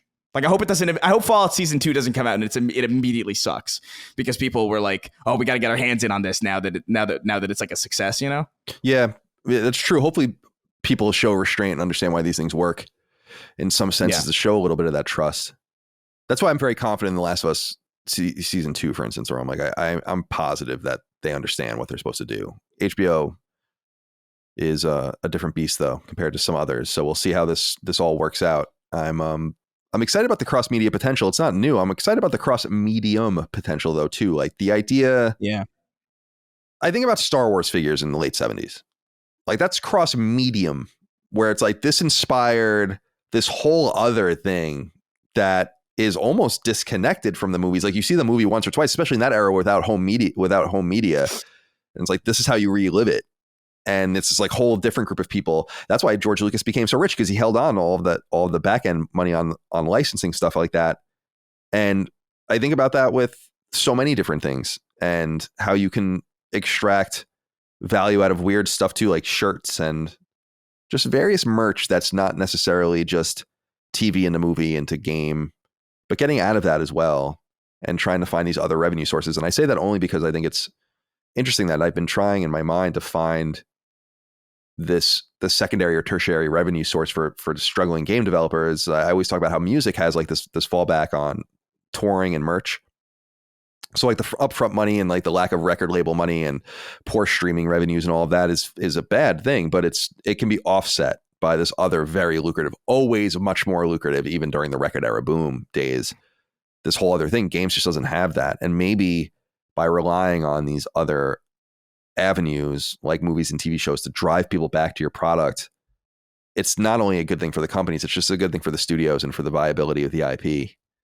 And it's interesting to see something like Fallout translate, because as a big fan of Fallout 3 and Fallout New Vegas, like I didn't think the story was that as interesting as just living it yourself. So I really am interested to see the show at some point. I just don't know. I don't watch TV anymore, really. I watch sports, live sports, and then I just watch YouTube. I literally don't watch anything. I watch people talk about things more than I watch the actual thing. And I don't even have, like, I watch red letter media reviews for movies I've never have any intention of seeing, where I'm just like, I don't know, it's fun. Like, just see what other people have to say. But there are shows you like. Why not just totally, like, totally. Curb, right? Yeah. It's Curb. So I just got, we canceled ESPN Plus. That was the subscription we had right now for hockey. Right. Now all the playoff games are on TV and we have cable. So we got rid of that. And so I got HBO so we can catch up on Curb. And I'd like to watch that show, Gilded Age, as well. And there's a few other things, a Succession and so on and so forth. So get to those in due time. But a lot of people are discovering these wonderful games, especially 2008's Fallout 3, seminal game, a seminal release. And Dio Lixon wrote in with what is such a common inquiry over the last 15 plus years. He says, "Greetings, CDC. I was wondering if any of you caught the presentation." Oh, I'm sorry. Wrong letter. "I don't know if you've mentioned it before, but with all the Fallout buzz happening right now, I think it's time for you to talk about the story behind Fallout 3's Colin Moriarty. Who did you piss off at Bethesda?" It's funny, man, because this comes up in waves. And people that are new, there's always people new to the show listening. And I think I take for granted over the years, like everyone knows this story. No one wants to hear about this anymore. And then you have a whole new group of people that don't understand what happened here. So the general gist of the story is that it's apparently and it is a coincidence. Like, I was not internet famous in quotes when this game was in development. I was in the industry. I was writing strategy guides, but it would be hard for me to believe that they encountered my name. And in fact, Colin Moriarty, there are other Colin Moriartys, like several of them that I know of personally. I'm sure that there's even more of them. So I think it's just a name for an Irish bartender that they stumbled upon. He's of course Megaton's bartender. And it's just a coincidence. But as I've told the story in the past, when I went to E3 that year, that was in June of 2008, Todd Howard thought that someone was playing a trick on him because we had like our name tags on, and mine said Colin Moriarty. And he's like, "Are you serious?" And that's how I met Todd Howard. That's funny. Yeah. So, and that was even playing Fallout 3 in that environment. I was like, wow, this is incredible. Like, I've never seen or played anything like this. You know, in the beginning, you go to like the little supermarket, or you don't even go anywhere wherever you want, I guess. But there's like that supermarket, and I played that part, and it was very cool. So yeah, for the newcomers that are now discovering Fallout 3 for the first time and realizing there is a character named Colin Moriarty in the game, it is a coincidence. It would make sense that it would make sense because he's a dickhead in the game, that they would name it after me if I had some sort of a bad experience with them. But the reality is that they just didn't even know I existed. Have you ever thought about contacting the people that have the same name as you and starting a little club? One of the people, when I was a kid writing at GameFAQs, and like, so this was like 99, 2000, 2001, something like that. Someone emailed me named Colin Moriarty, telling me that he's older than me and that like he was the first Colin Moriarty, basically. And that's the only time I've ever been contacted by another Colin Moriarty. Such an insane. Yeah, all right. Yeah. Yeah. There's a successful, well, I don't know if I guess I don't really know if it's successful, but he shows up on Google, a Dustin Furman lawyer out there. And you can find his video, like he has some videos on YouTube for the practice that he's at. He definitely knows about you. Yeah, certainly. So I don't know, collab with the other Dustin Furman. I wonder there's like he plays games. There's like a guitar playing Colin Moriarty and a couple others out there if you search, but it's just all me, basically. I'm sorry about that, guys. All right. Let's see. Final thing we want to talk about here. Just, like I said, not too many pieces of news items worth noting, but for you and I, Dustin, especially, I wanted to talk about this. Metaphor ReFantazio from Atlas has been given a release date of October 11th. This game, of course, and I didn't realize it was announced this long ago, but it's true. And it was December 2016 this game was announced as Project ReFantazio. And it pulls in a lot of people from, well, it's Studio Zero, right? And this is like some internal team that I guess has some Persona and Shin Megami Tensei people on it. It says here in the press release, director Katsura Hashino. So he directed Persona 3, 4, and 5 and Shin Megami Tensei 3 Nocturne. Introduced first game hands-on gameplay the public has seen with 30 minutes of live stream with the release date revealed there. So a lot of interesting talent, PS4 and PS5. So the PS4 games are continuing. I mean, we're getting to the point now, October 11th. So that's days away from when. Oh no, I'm sorry. That would be 2013. That's more than we're getting new releases more than 10 years after the console came out. Very interesting. That's, I'm sure, mostly for the Japanese. All right. So are you excited? Did you get a chance to watch the gameplay? It's going to be difficult timing for you, I think, in some sense.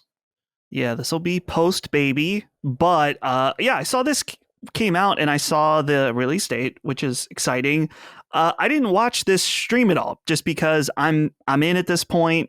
I don't need to watch someone play it for 30 minutes. I've seen all the other things leading up to this, but I think I'm good. It sounds like they're doing some pretty interesting things with the combat, that it's a mix of active combat and turn-based combat, which sounds pretty cool.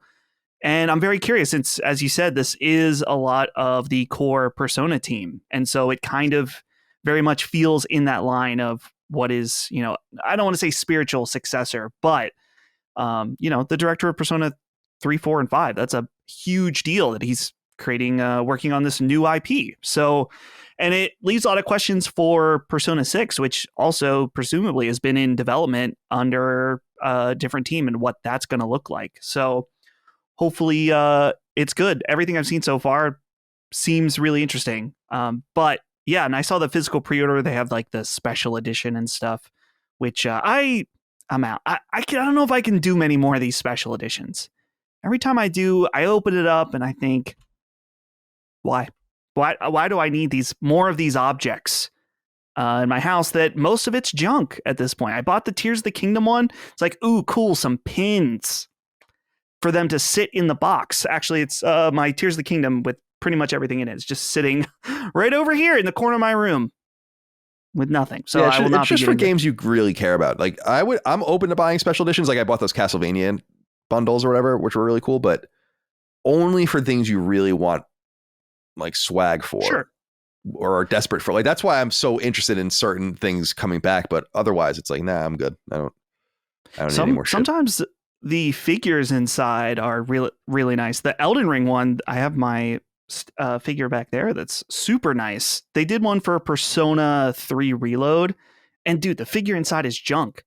Like you just could have used that money to actually buy a nice figure instead of getting the special edition that has, a limited CD soundtrack in it and a crappy art book. So it's certain things are worth it, but this one, I'm good.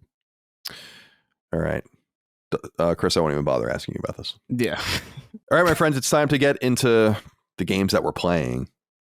Dustin, let's start with you, since Chris and I are playing some of the same stuff. Then we can get into Chris, and I'll go last.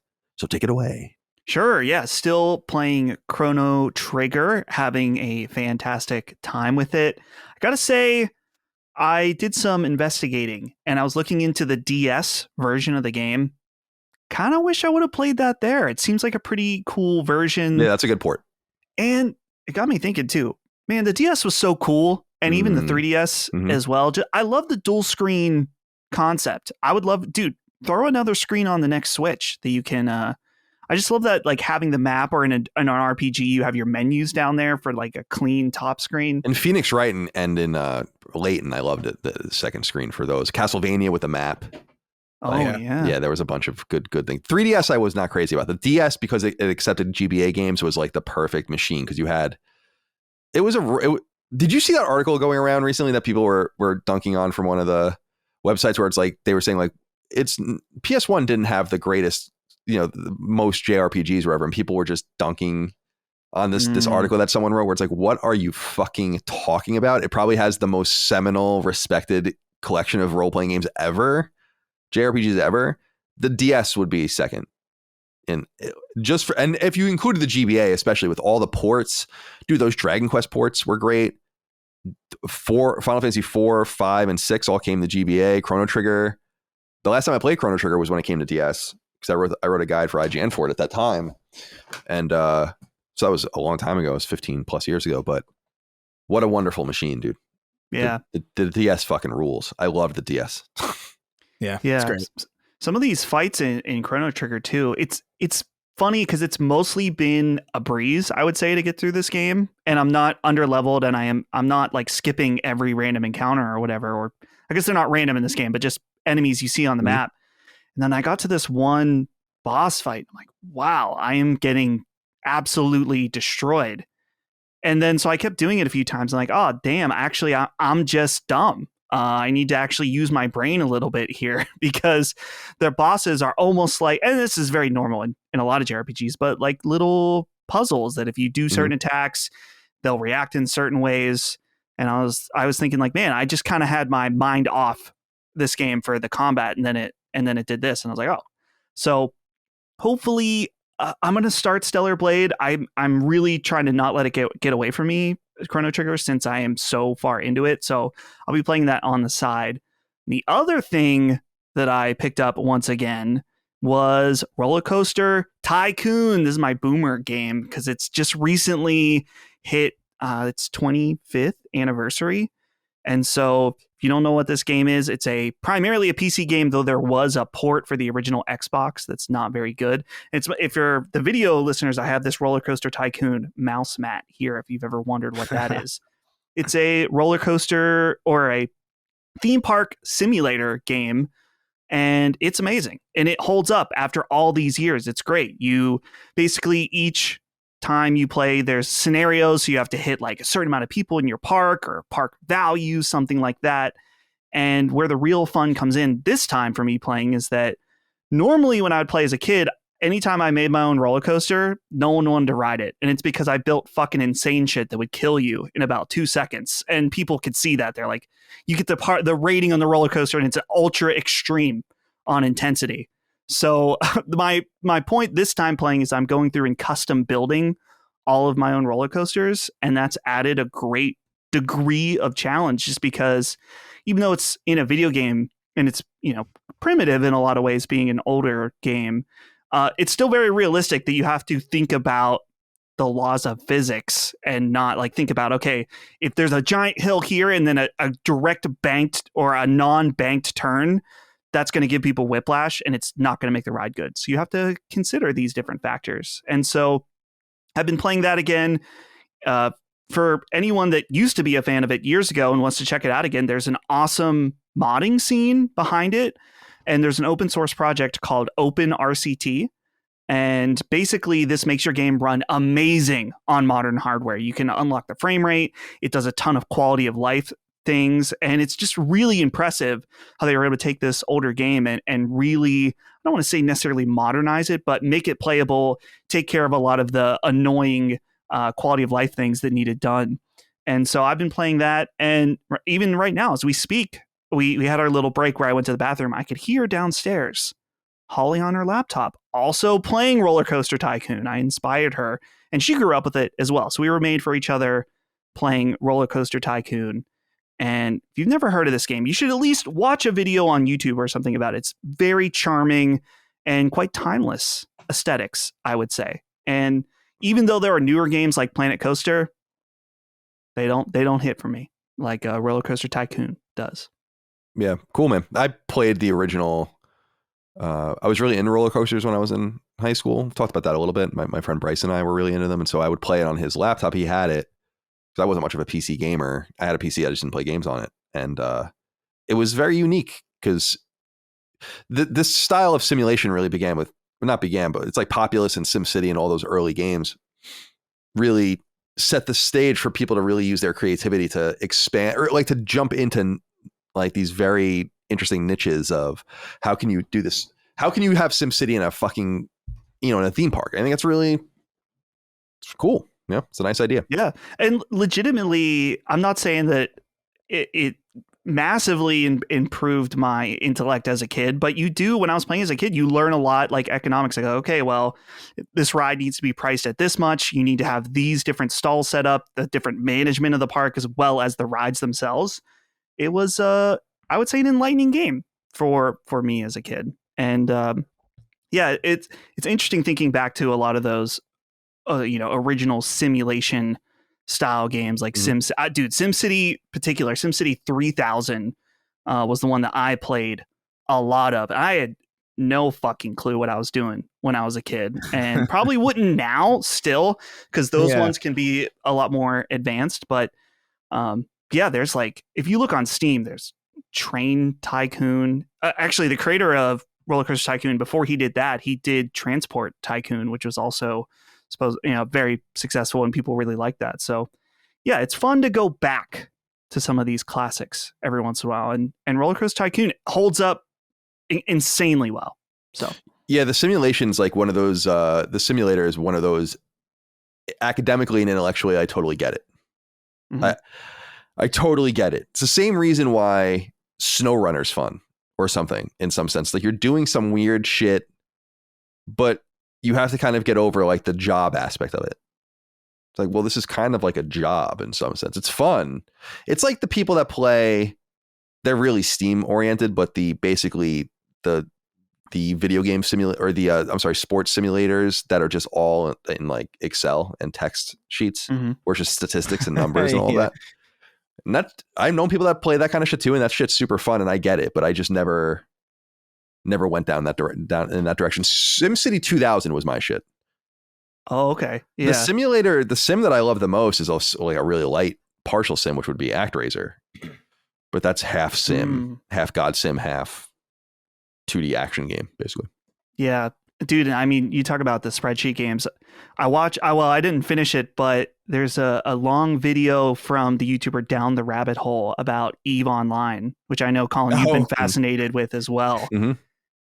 I think this video is 3-4 hours long. So I was just kind of watching it in chunks when I was eating lunch and stuff. I don't know how I've been watching this video and I still don't really understand the game, but they created this entire world, this entire economy. Yeah, I'm going to get something. I'll be back. The different factions in the game. And I remember there was a thing, this was a few years ago, they had some kind of EVE Online like presentation, and there was they're like, and we're introducing integration with Microsoft Office or spreadsheets or whatever. And people were like, yeah, freaking out. That's so wild. I love the idea of that announcement being at like an E3 with like the big logos with like the X in the middle. It's like EVE Online X Excel. That's like, exactly. Wow. I wonder if I can find it. EVE Online Excel. EVE is crazy, man. Like EVE, I dabbled in EVE actually like a long time ago because a friend of mine was like super into. I think it was like 2009 or 2010. It was definitely around that time. Within like 3 years of that, it was definitely like in high school. And I remember playing EVE. He was like, "Yo, you gotta get on EVE," and I was like, "Okay, fine, I'll give it a shot." I like sci-fi. I like the idea of what I'm hearing. And then I got into it. And then he was like, "Yo, where are you?" And I said, "Oh, I'm here." And I gave him my coordinates, and he came to me with this giant destroyer and just blew my ship up. And then just forced me into an escape pod. And I was like, "Is that okay? What do I do now?" It's like, "Well, you're dead. Now you're just going to drift in space." I was like, you're thanks. done. And That's the game never, now for you. I never played it again. But that was an intimidating game to get into. Like, it's definitely that's a step way above Roller Coaster Tycoon and like any of the like I don't have much experience with Roller Coaster Tycoon. I think I played it like a little bit when I was a kid, but I did have a lot of extensive experience with The Sims, like the original The Sims.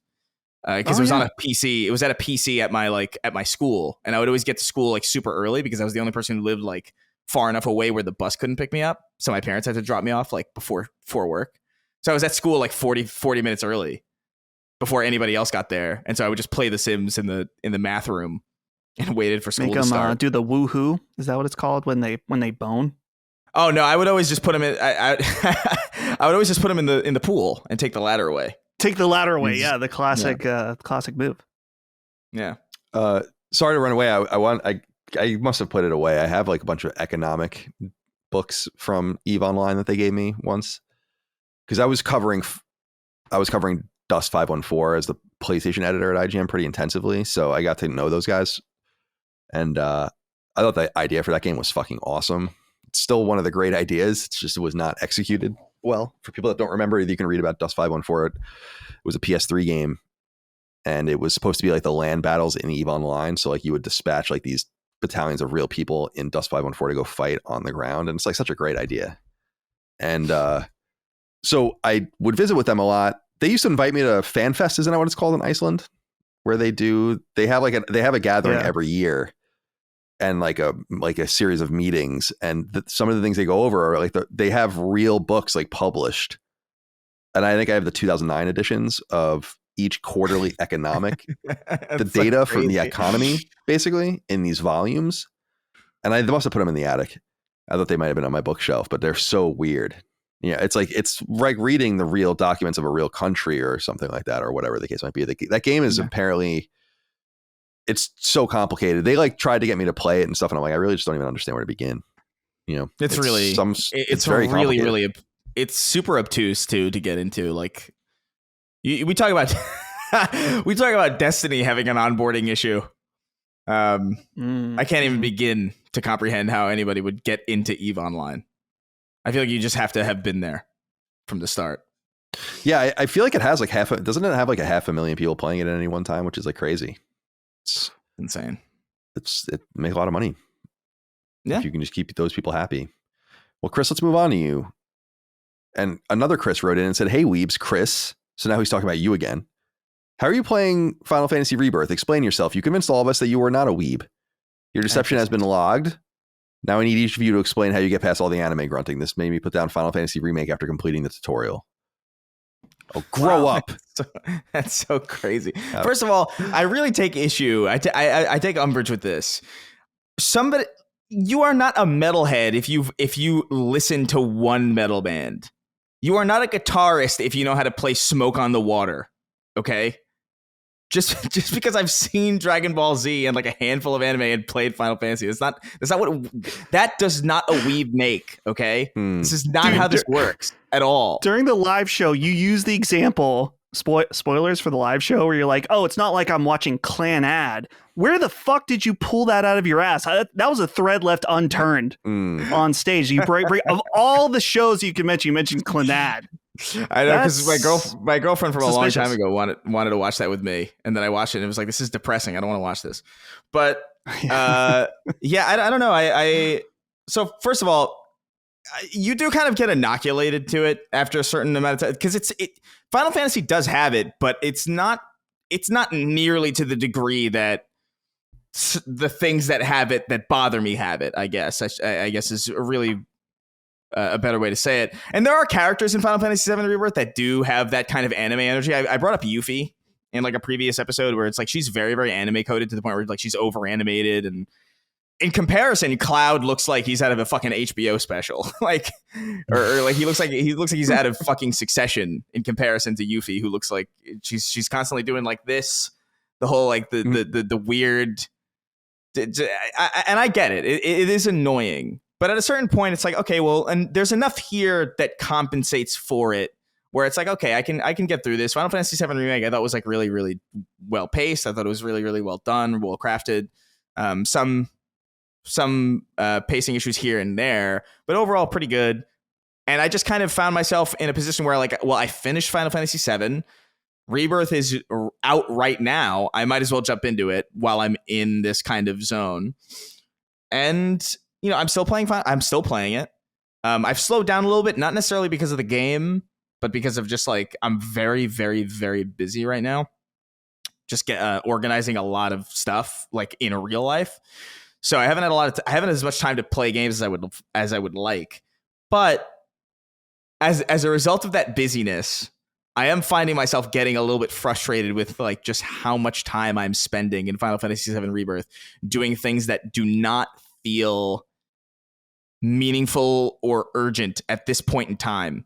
Because as I understand, we are on a mission to do something fairly important, but we're constantly taking breaks where it's let's go swimming. Let's go to the beach.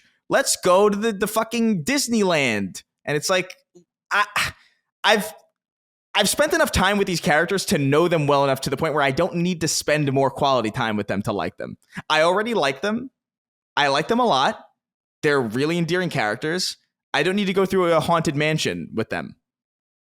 I don't need this. It's a little frustrating at the moment right now because I feel like the story isn't moving in a way that is satisfying to me. But I've also only really been able to put in maybe an hour and a half every couple days. So I just have this, I guess I just feel more stuck in Golden Saucer than I actually am, just by virtue of how much time I've spent in the weeks prior moving through at a reasonable pace versus now where it's a little bit more fragmented. So it might be the game's fault. It might not be. I don't know if the general consensus is that pacing kind of gets a little weird with Gold Saucer going forward, but it's kind of how I feel at the moment.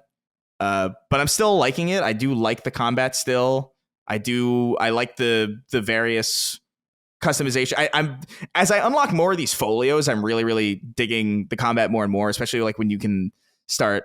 I brought this up in a previous episode, but the synergy moves are really, really fucking satisfying to do. I don't know what it is about them. They have that Final Fantasy 16 kind of spectacle to them in some way, where it's this is sick to watch. And especially the ones that you can pull off during gameplay. I like it. I just kind of Gold Saucer is not a place I love. I'll put it that way. It feels like a massive distraction, which I guess is the point. But it feels very, very close to another distraction, which to me was the Costa del Sol beach kind of area, which I feel like it could have been paced a little bit better. But it's also kind of following the Final Fantasy VII framework, I guess. So I don't know. That's kind of my thoughts at the moment. And it says here too, Fallout New Vegas. Do you have anything you want to add about that? Oh yeah. I have things I'd like to say about Fallout New Vegas that I worry might get me assassinated. Because look, man, I like the writing in Fallout New Vegas it's really good. It's a really, really well written game. I like these characters a lot, and I like the what the writing says about the world and what the characters say about the world. But of the Fallout games that I've played, and that is 3, New Vegas, 4, I played Fallout 2 for an hour, but I wouldn't even count that. I feel like I'm missing something about the map of New Vegas, where I am not interested in this map even slightly. This is probably it's one of those weird examples where it's wow, the writing in this game is so good, but it does not account for how fucking bland this map is.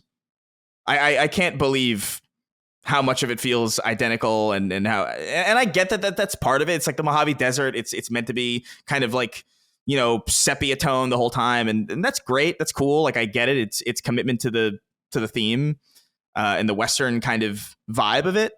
But part of it just doesn't really feel like Fallout to me. Fallout 3 and Fallout 4, even with Fallout 4's kind of problems, they feel more Fallout to me than I don't know if the itch that I was looking for to be scratched by the TV show and the vibe of oh, I want this kind of feeling. I don't know if that's being scratched with New Vegas, even if the writing is very, very clearly superior. It's not even a question about whether or not what Fallout game has the best writing, but I am saying I am feeling I'm having the least amount of fun playing Fallout New Vegas of any of the Fallout games that I've played, despite its stellar writing. And that's kind of fascinating to me, because you would think that just having a more engaging script and more engaging characters would maybe translate to like maybe a better gameplay experience, but it kind of doesn't. And I find myself shamefully kind of feeling like I kind of want to play Fallout 4 more than I want to play this. And I don't know. It's weird, but it's good. It is very good. Like, I do highly recommend it. It's just one of those things where it's like this map is very, very predicated on committing to the, I don't want to say the realism of the Mojave Desert, but it's really committed to the theme of like Westerns and like making you feel like you are in that desert, which to me just doesn't, I don't know, even just something as simple as like the yellow HUD, which you can change to whatever you want, but even that alone kind of, it's like, I want that green.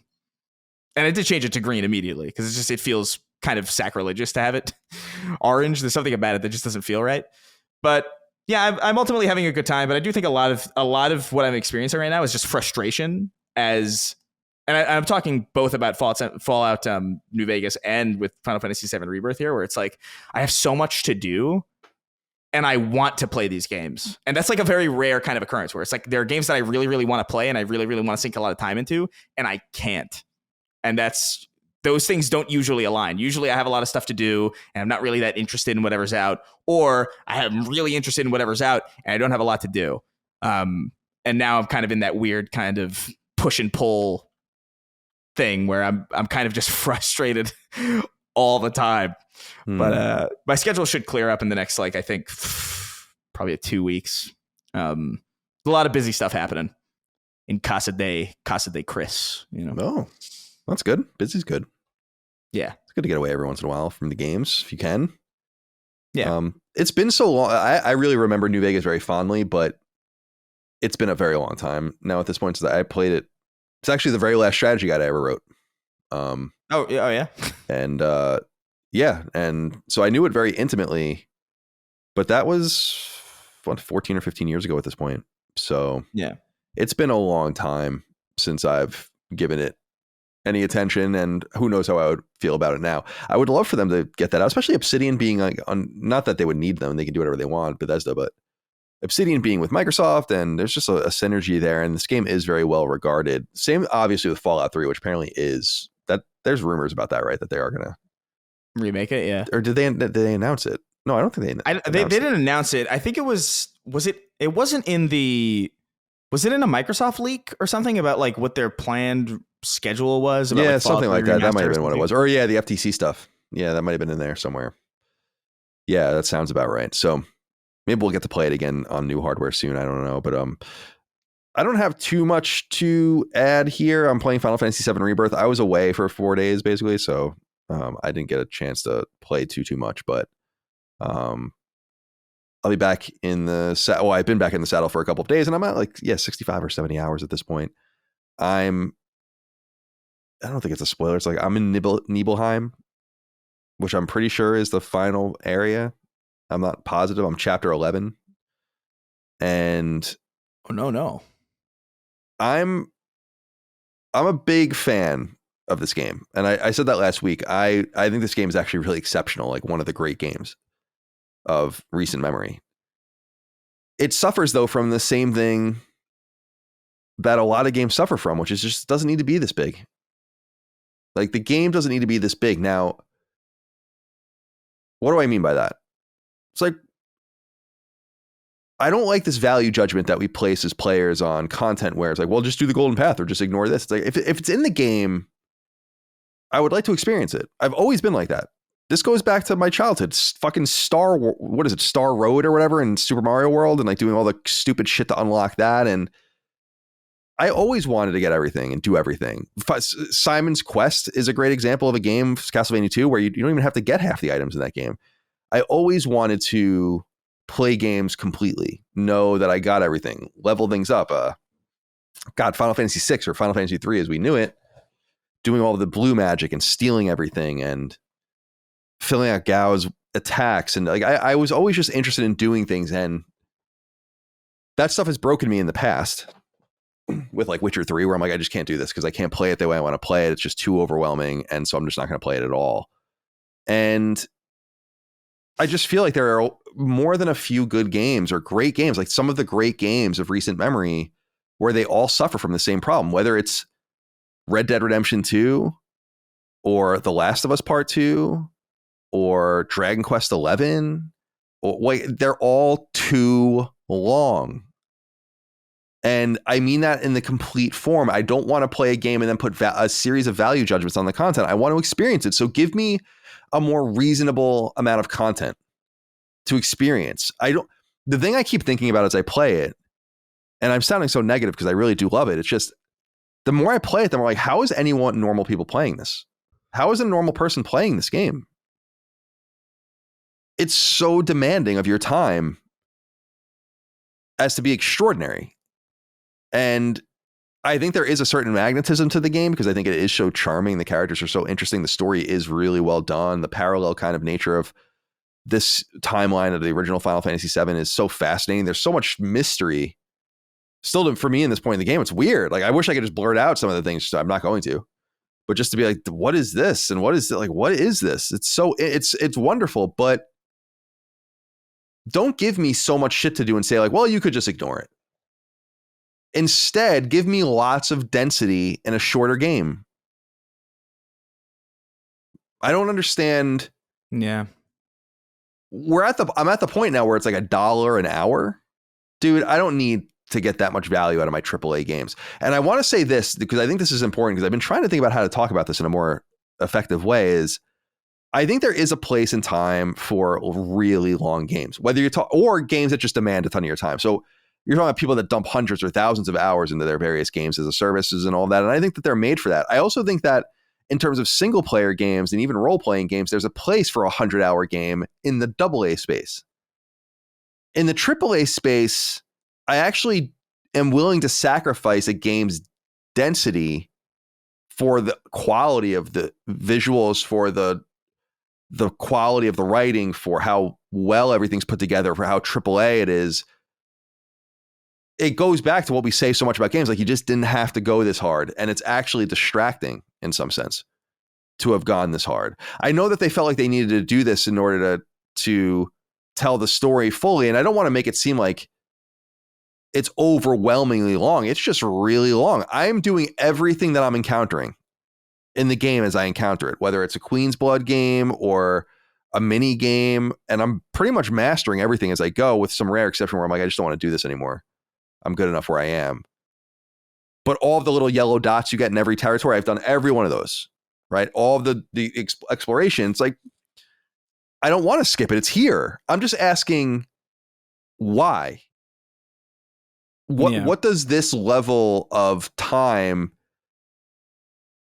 what are you trying to, why do you demand this much time to get to the meat of it? And I think you made a good point, Chris, where Final Fantasy VII Remake did have a few pacing issues, but for the most part, it was very well paced. It was very, bring me where I need to go, show me what I need to see.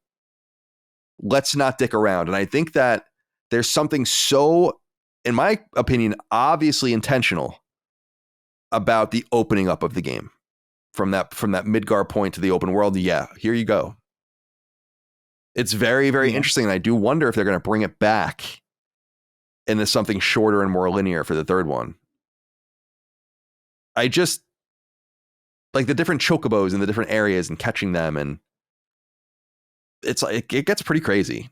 And yeah, I just wonder, like, could you have pared a little bit of this back and still kept the high quality of the game? It's exactly when I platinum Dragon Quest 11, it took me 105 hours, whatever. At the end, it was longer than that. I wasn't like 130 hours or something. I was like, Jesus Christ. And at that point, it's a sunk cost fallacy at that point. People say, no, just walk away, whatever. It's like, no, dude, you put 60 hours into something, you're going to see it through to the end. It's like, it would be insane to stop now. That would have been a waste of time, a complete waste of time. But man, it reminds me, Chris, of when we played Red Dead Redemption 2 and I back in 2018, I was like, why is this game so big? It just doesn't need to be like this. This is a lifestyle.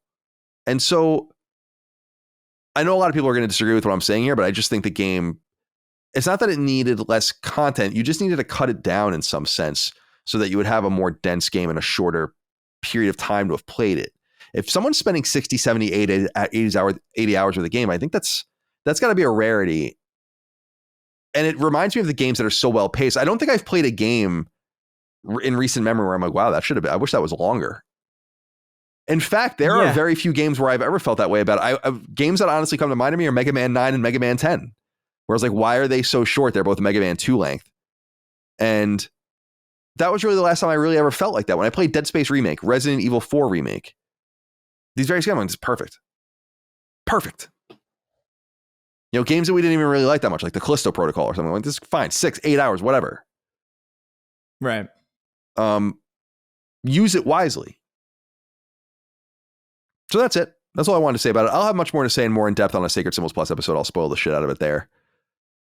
I don't want to make it seem like I'm not enjoying it. I'm actually much above enjoying it. I really love it. I just wonder why it's managing my time like this and to what end. And who's asking for a game this dense? Who wants a game this dense? Really? The only thing about it is it's impressive. Like, that's true. It's impressive. There's a lot in this game. There's a lot to do in this game. Yeah. If you want to, I can imagine a normal person with a normal schedule dedicating an entire year to this game. That's how big it is. I was saying that to Micah, where she's like, my 100-hour game, like 100 hours could be a person's gaming for an entire year. Yeah. And I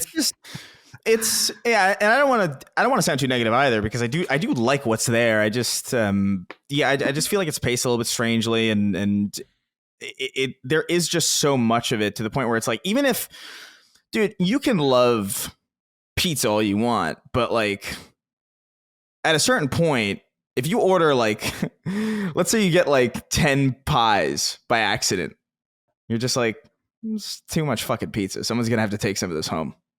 Like, I'm not keeping all this fucking pizza, no matter how good it is. You guys got to take some of this home with you. And that's kind of how I feel right now. I feel like I ordered one pizza and I got 7. And I'm trying my best to finish it, but I'm like, damn, dude, this is good. But like, it's kind of, I wish I could splinter this off in some way and like be rid of this a little bit quicker, because it's just like this. I don't have the capacity for this, really. And I'm feeling myself slipping. I'm trying to discipline myself and not slip off of it. But I can feel that impulse where it's like, oh man, I've spent a lot of time with this, and I don't really feel like it's showing me anything different. Like, it's showing me new places and new mini games, but I'm not really playing Final Fantasy for the mini games. I'm playing it for the characters and the combat. And so anytime it rips me away from like any of that stuff, I'm kind of like, okay, well, I guess this is here to give some flavor to the world, and that's meaningful and cool. But like, there was this, what is that mini game called? I don't even. It's one of the first ones. It's the first one that you have to do mandatory when you get to. It's like a boxing kind of like a virtual fighter kind of thing. Yeah. And I just remember being like, this is not what I'm not playing this for this. And it would have been nice to not have to do this. Even in what is it, the little town that you're in before you go to Gold Saucer. There's a couple people who do Queen's Blood, right? And I've been doing all the Queen's Blood stuff, but this time I was like, nah, I'm not going to do this. And I'm probably not going to do Queen's Blood for the rest of the game. And I get that that's my imperative, and that's just like kind of me imposing my choice onto the game. That's kind of part of it. That's part of what a role-playing game is anyway. But I do kind of feel like that too, Colin, where it's like, I do want to do all this stuff because it's there, but I also I want to respect my time, and I want to see, I don't want to necessarily see the fat. Like, I want to see where the meat is, and I kind of feel like I'm in a pool of fat right now. Yeah. Yeah, it's an interesting way to put it. Because to me, it's all experiential. That's why I don't want to. People would argue, and I think maybe rightfully so, that there is an inherent value judgment on content based on if it's the main line or side quest or like some random shit that you're doing. But I just want to experience the content as it's there, because I don't know what's vital to miss and what isn't. I mean, I think I don't even want to spoil things, but there are there are great examples where I'm like, this is a pretty meaningful series of side or like cutscenes that are deep into this random collectathon thing that I'm doing that a lot of people no doubt skipped, but it's actually fairly relevant context for what's going on in the game. And if you start picking and choosing like that and not knowing where to go and what to do other than just doing everything, which I'm insisting on doing, and maybe that's to my own detriment, we always talk about the right and wrong ways to play games. Like, and if that exists or not, it's like, this is the way the game was meant to be played. I'm playing it. Yeah. And they were hoping when they were making this that you would do everything. That's what, of course. I think a great way to tighten it up was, this is certainly not the first Final Fantasy game with a card game in it, right? So it's cool that they have that, and that transcends all these different towns and places. That's really neat.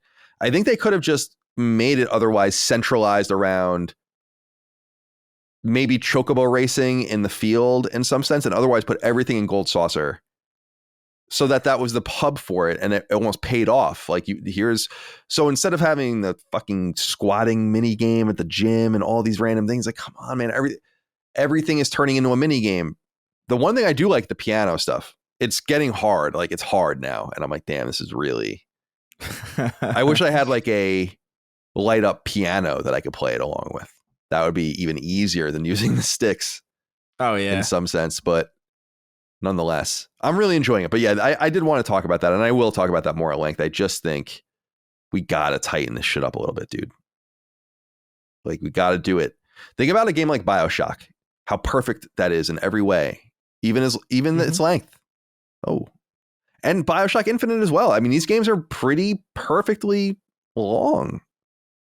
In and out. How long is BioShock Infinite? It's like 12? Yeah, I would say, I wonder what, are you going to look it up, Dustin? I would say 14 hours, maybe something like that.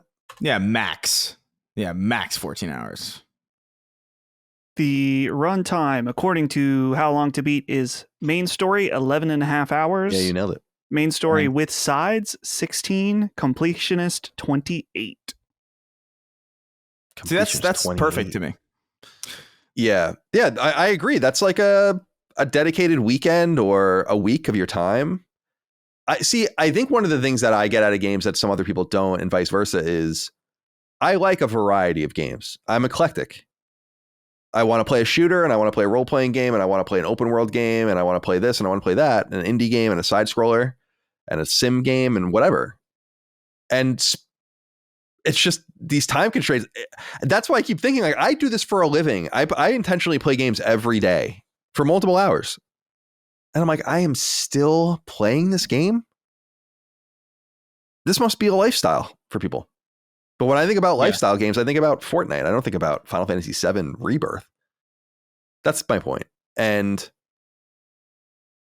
I'm not going to ever just do the golden path or mainline a game. It's just not the way I play. I'd rather not play it at all, to be honest. I mean, that's straight up the way I'd rather just not even experience it at all, because that's not the full role-playing experience. We all know that. The full role-playing experience is doing what's there to do and doing it. And I remember when Dragon Quest added like proper quest markers, I think in Dragon Quest 9, and it was like this journal of all these things. I was like, damn, it seems quaint at this point in some sense. Like, wow, you're adding this whole dynamic to Dragon Quest. Is crazy.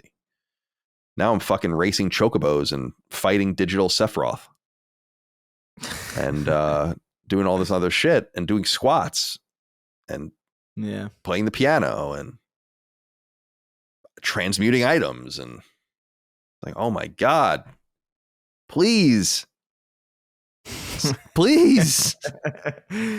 Oh man. As a postscript, the Infinity Shrasher, nice name, wrote in, said, Colin and Dustin, that game just kind of came and went, didn't it? Yeah, so it wasn't very good. No, I heard. Yeah. It's a shame. Colin and Dustin, and maybe Chris, since he loves his Xbox and Game Pass. Where are the interest levels at with Ayuden Chronicle 100 Heroes? The Kickstarter project made by old Suikoden heads had just been released. Colin, I know you purchased Rising, but haven't gotten around to it. And Dustin, you recently played and enjoyed Suikoden 1, so is this game still on your guys' radar, if at all? I'm about 10 hours in, and it's pretty damn fun to relive the Suikoden formula of JRPGs. For what it's worth, you don't have to play Rising, but it might make you appreciate a couple of minor instances and characters more here. Thank you and have a lovely day. I would like to play that first. This is what I'm saying, and Dustin, I wanted to throw this over to you because I know you're intrigued by this as a Suikoden fan. This is what I'm saying all the time when I lament this idea that people are like, where are the games? I'm like, what the fuck are you talking about? I have so many, I can't keep up. It's hopeless. And every time I look at Push Square every few days, I'm like, oh, now this is reviewed. Oh, now this. Oh, now this. And people are like, where are the games? There's no games. What? I don't know. How can you possibly feel? So Ioun Chronicle, 100 Heroes. That's just another one. It's like, I don't know, dude. When am I going to play that? I have no idea. Probably won't, to be perfectly honest with you, because I don't know if I'm ever going to get to it. Because I guess I'm in a unique universe where there are shit tons of games coming out all of the time. And I am hopelessly far behind. So that's how I feel about Ioun Chronicle, 100 Hero. Dustin, did you buy it? I did not buy it. Actually, this was a kind of a interesting situation where one of our listeners was a Kickstarter backer and they messaged me. And I don't know if they bought the game separately, but they said, hey, I got my Kickstarter code. I don't need it. Would you like it? And I was like, well, sure. Why not? So no physical purchase for you here then? No, but I honestly, I think I'm in the same spot as you, Colin, where I was interested in maybe playing it at some point, but with Stellar Blade and playing Chrono Trigger, it's like, okay, well, it's not going to be right now. So I'm just not going to buy it until I'm ready to play it. And then this listener reached out to me very kindly with his code. And I was like, okay, cool. And I didn't put in what I've been playing because I maybe played it for 20, 25 minutes. And I don't know when I redeemed the code on Steam, it said like beta. Like, I don't know if this was like an early Kickstarter version, but I don't know if I accidentally skipped an opening cutscene. Absolutely no context of this world and what was going on. And so I was like, well, this is kind of weird. Maybe there's like a release day version that's going to come out. I haven't gone and checked. Maybe, I'm sure some listeners have played it. Maybe you can explain that what's going on with this. The other thing that really put me off in the first 25 minutes was the localization. I had this feeling was jank. And like some of these characters are saying shit that was so corny to me. And then I saw on Twitter, there were people that were saying like, yeah, look at this line of dialogue and here's the literal translation and here's what they did in the localization. And it was just so incredibly off-putting. And it really put a damper on me wanting to play the game, just because we're talking like, Chris talks about the anime tropes that are annoying or the annoying characters. And I already was getting a feel for that in 25 minutes. And then I see posts about how the localization's not very good either. So I'm not saying I'm never going to play it at all, but my first little taste into it wasn't really ideal. And just to be clear, I think localization is a good thing. We want games to be localized and to be made sense in our own language, but you also don't want something that is changing the intent or adding too much to what the already artistic vision of what the dialogue should be. And this felt like the case that it was like, this is not necessarily what I'm looking for. So I'd like to get to it at some point, and I'm very appreciative to the listener that sent me their extra Kickstarter code. That's awesome. But I'm going to wait for now. Yeah, it's funny, man. I saw a video. It was totally out of context, and it had nothing to do with the subject, but it gets into what we were talking about, where it was a guy that spoke Japanese doing one of those back and forth conversation TikTok things where he's talking to himself and it's edited. So it's like he's having a conversation in English about the literal Japanese translations. Have you seen this video at all? No. It's really funny because it's like the way the Japanese speak, where it's like, hello, you existing. It all of these different things, like the assumptions that are made in the words, like this cannot be literally translated. In other words, we do need it to be localized and translated into cohesive and coherent English. So I agree with you there. But there are people, I think maybe it's the one user on Twitter that is doing yeoman's work with just showing how bad the translations and localizations are for some of these games. And it's kind of fucked up because I feel like it's people taking advantage of people who are not going to necessarily know. And this is a problem. Why would you? The confusing thing to me is like, why would a Japanese writer, for instance, want their writing to be so bastardized? They want it to be coherent in the way it was written. And I don't know. I just think that some of these products are going too far. But this is what we were talking about earlier in the show too, about all these things getting caught in the same vortex. This is another of the very worthy investigatory probings we can do one day, whether here or on Sacred Symbols Plus, about localization and translation. I know some people that work in that field. I don't know if they would be willing to be interviewed about it, but there's something to be said there. It seems like you have a captive audience and also a captive patron that is not necessarily going to know you're doing the right work. Like when we got Habroxia translated in Japanese, we couldn't read it. Like, yeah, we assumed it was right. It could say all sorts of shit. I have no idea. We just hired people that would at firms that we trust and hope for the best. And I assume that's what these other companies do. And they're not going to go. And unfortunately, Suikoden's writers, he died, right? Yeah. So it's like kind of a little extra disrespectful in that sense, in some sense. Yeah. So for example, I brought up one of the examples that people are highlighting. There's a character, there's something to do. I don't know if it's some kind of object in the game, a lens, and she's cleaning it off. And in English, she says, rub-a-dub-dub, don't be a flub. And in the Japanese, she says, look. And then she says, come on. Like she's trying, you can see the character cleaning it off. Like, did you really need to make her it's insane. Sound like a Rick and Morty rub-a-dub-dub, don't be a flub. Like stuff like that, where it's not, we're changing this because, there's different levels of localization. Right. You could be annoyed where it's like, they're making this so it's more friendly to American audience. Like, no, you just simply made the character way more fucking annoying.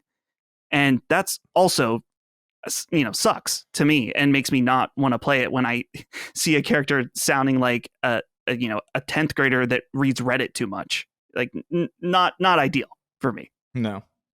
All right. Well, we'll leave it there. I would like to get to it. I live in the parallel universe where there are massive amounts of games, so I have no time. But I know the people that say, where are the games? Where are the games? Where are the games? That don't have all these games to play. I think they might have time to play Ioun Chronicle. And yeah, you brought up Xbox and Game Pass. It is a game day one Game Pass, I think. Mm.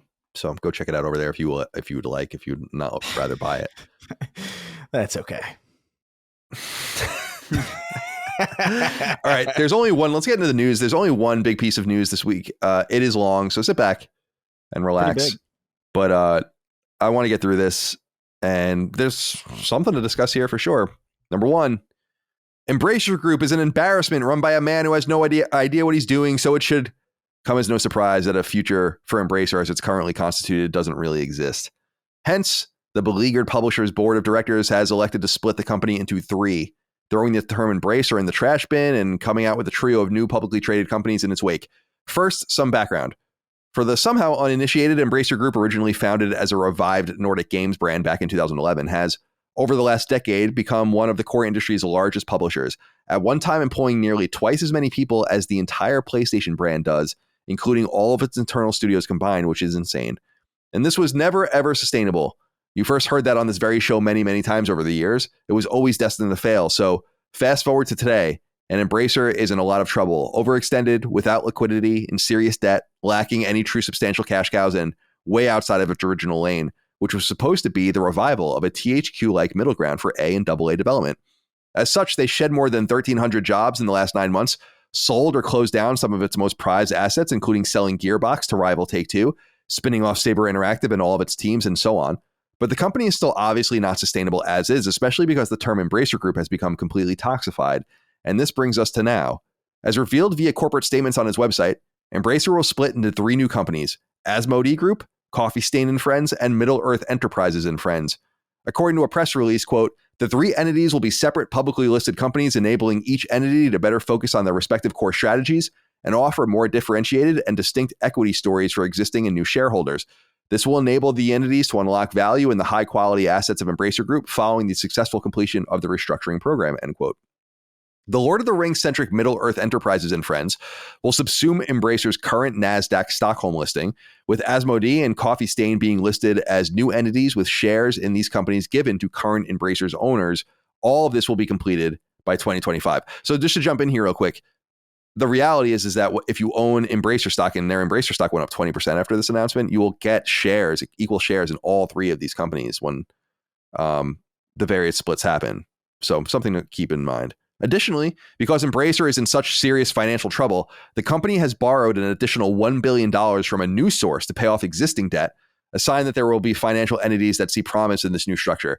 As for this new structure, Asmodee will do what it does with its 23 internal teams and its IP, like Ticket to Ride and Catan, which is make tabletop games, which has nothing to do with our show, but the other two entities obviously do. Coffee Stain and Friends will be a, quote, diverse gaming entity with a dual focus on indie and A and AA premium and free-to-play games for PC, console, and mobile with a high degree of recurring revenues, end quote.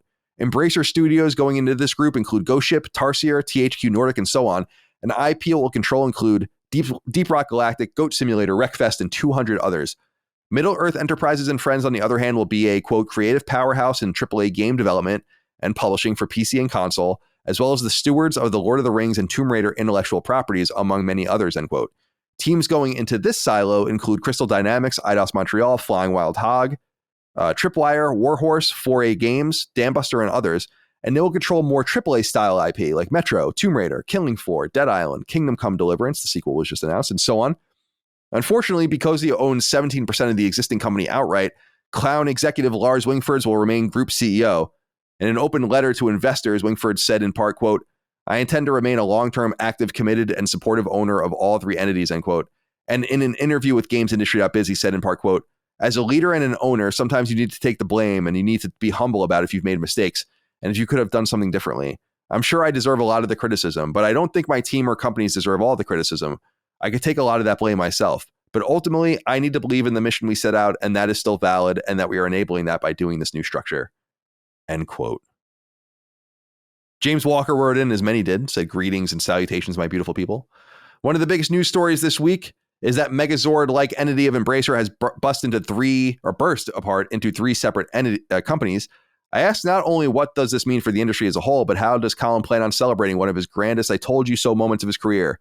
Might I suggest celebrating as David did in the Bible and stripping naked and dancing all night outside of a church proclaiming your prophetic greatness to all, those shocked and awed by your nudity? In all seriousness, thank you for a podcast whose levity helps bring a shining light into the darkness of my world. James, be well. Thank you for writing in.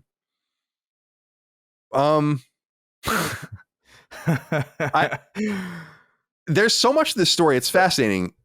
If you read about the Lars Wingsford guy, the CEO, he's actually really interesting because he was like a teenager, like in his mid-teens when he started doing all these crazy business ventures and made a shit ton of money.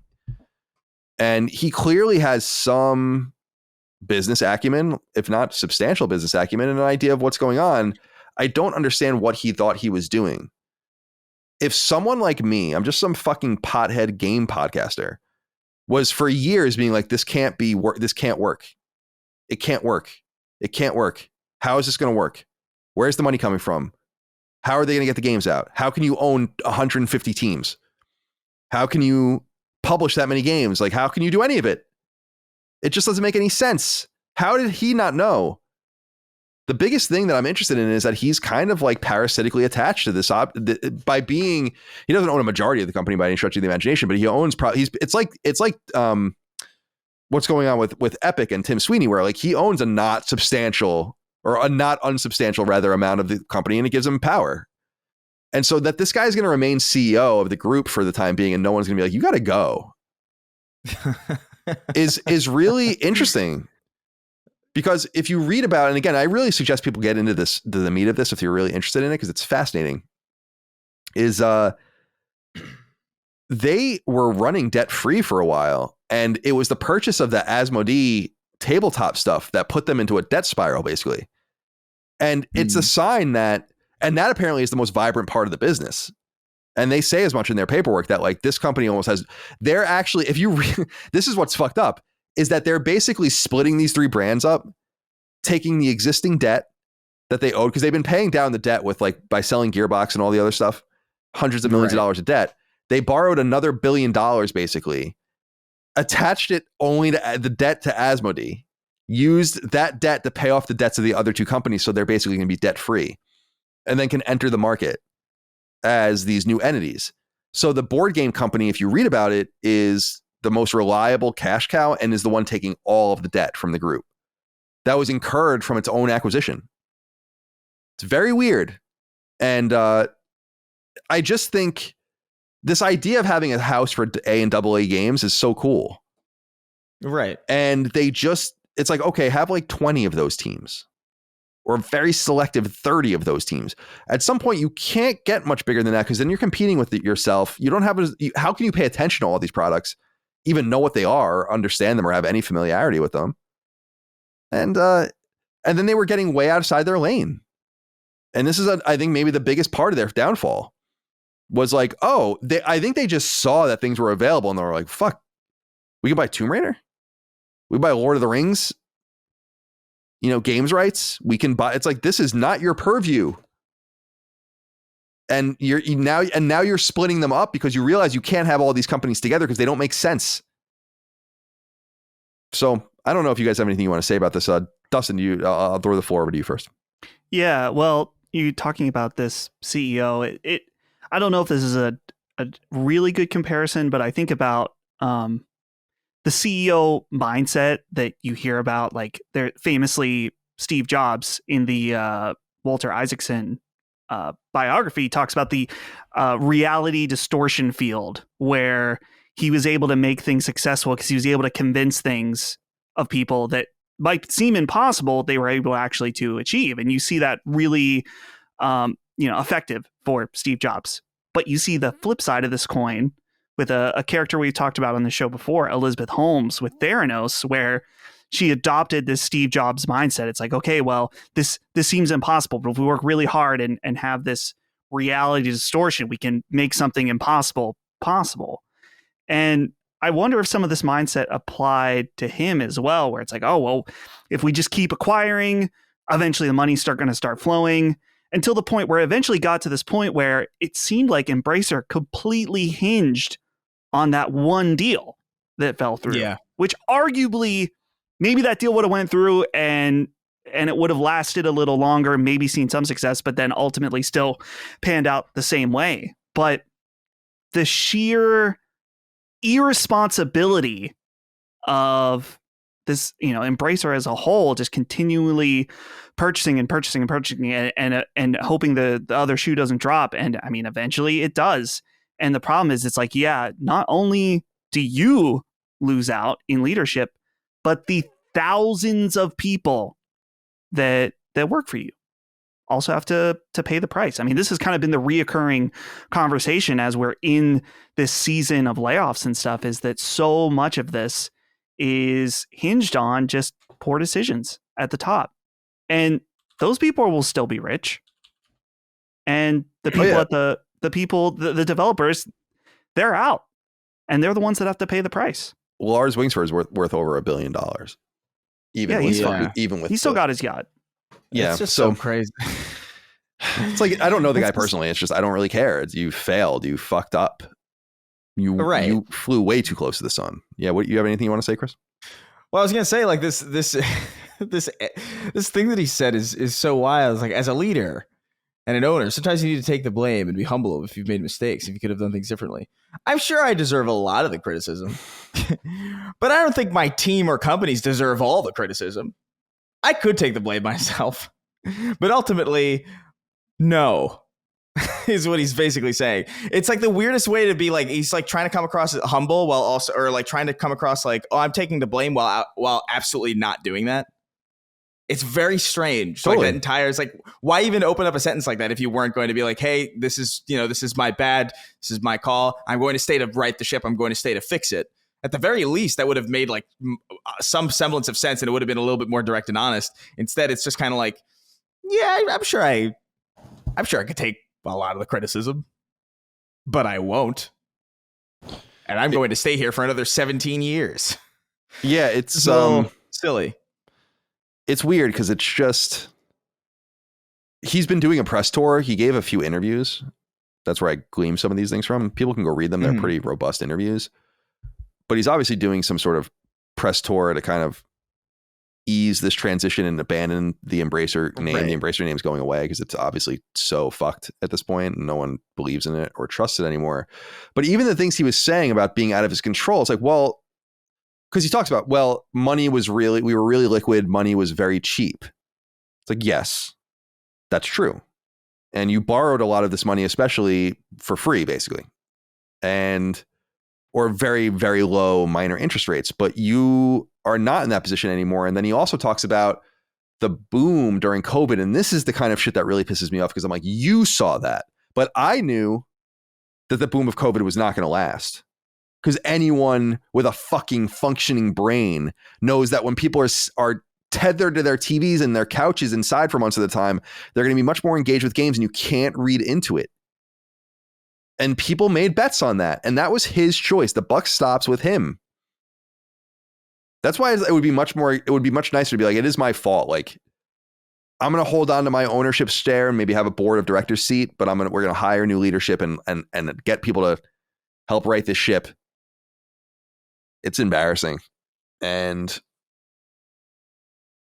I don't know what else to say. It's just embracing embarrassment, basically. Is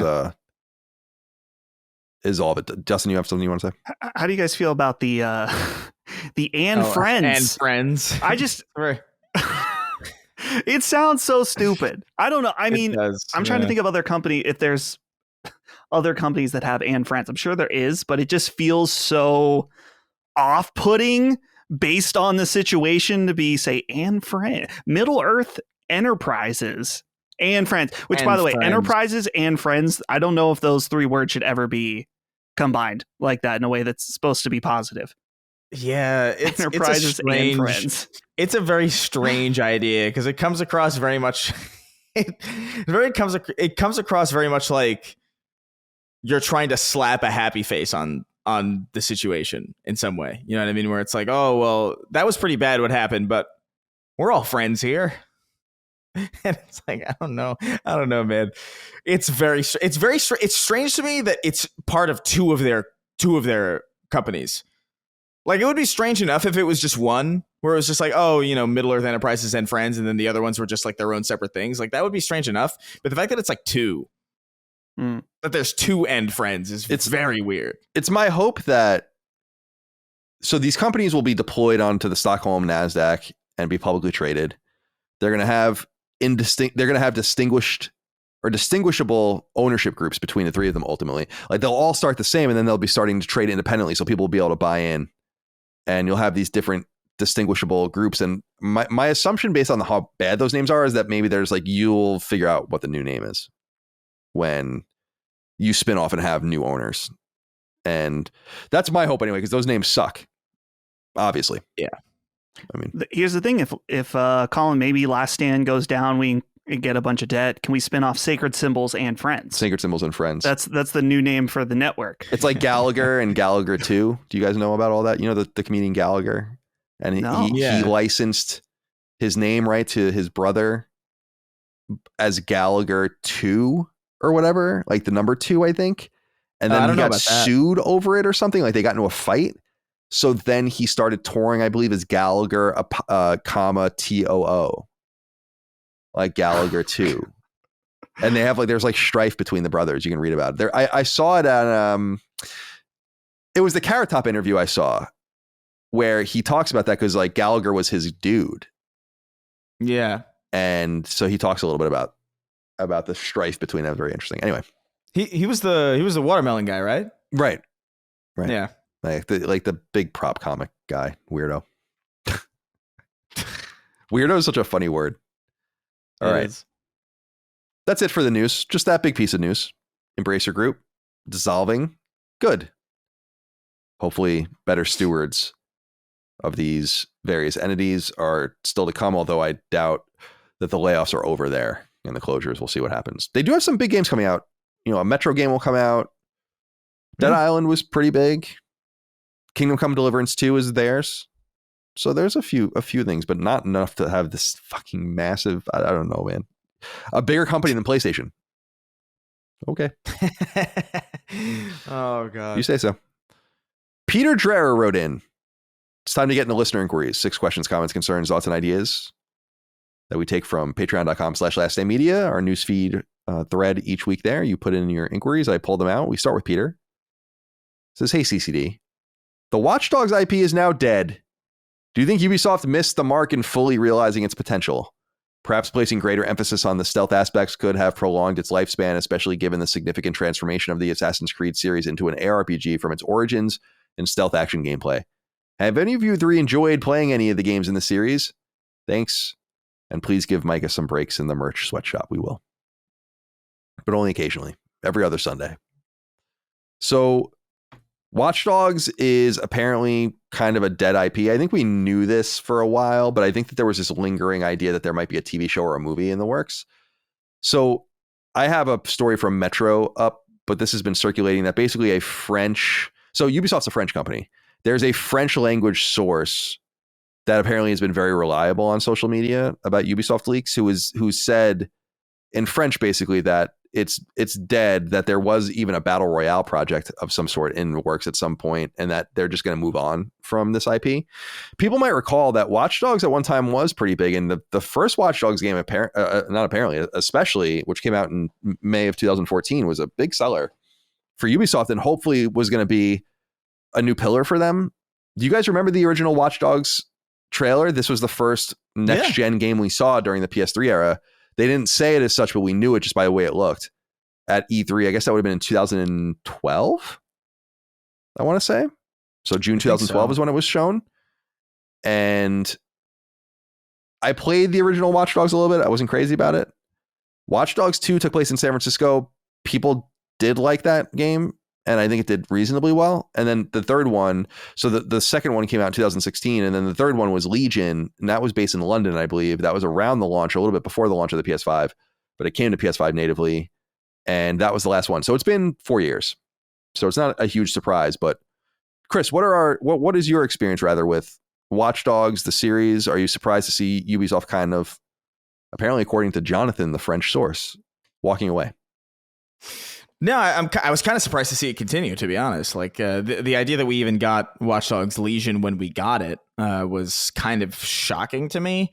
Not necessarily. I don't know. I played the original Watch Dogs and I was pretty excited about it because it was kind of that first real next gen game that we saw. There was like a lot of built-in hype around it, and I like open world like GTA style games. So I was definitely in the market for it, and I played it. I beat it.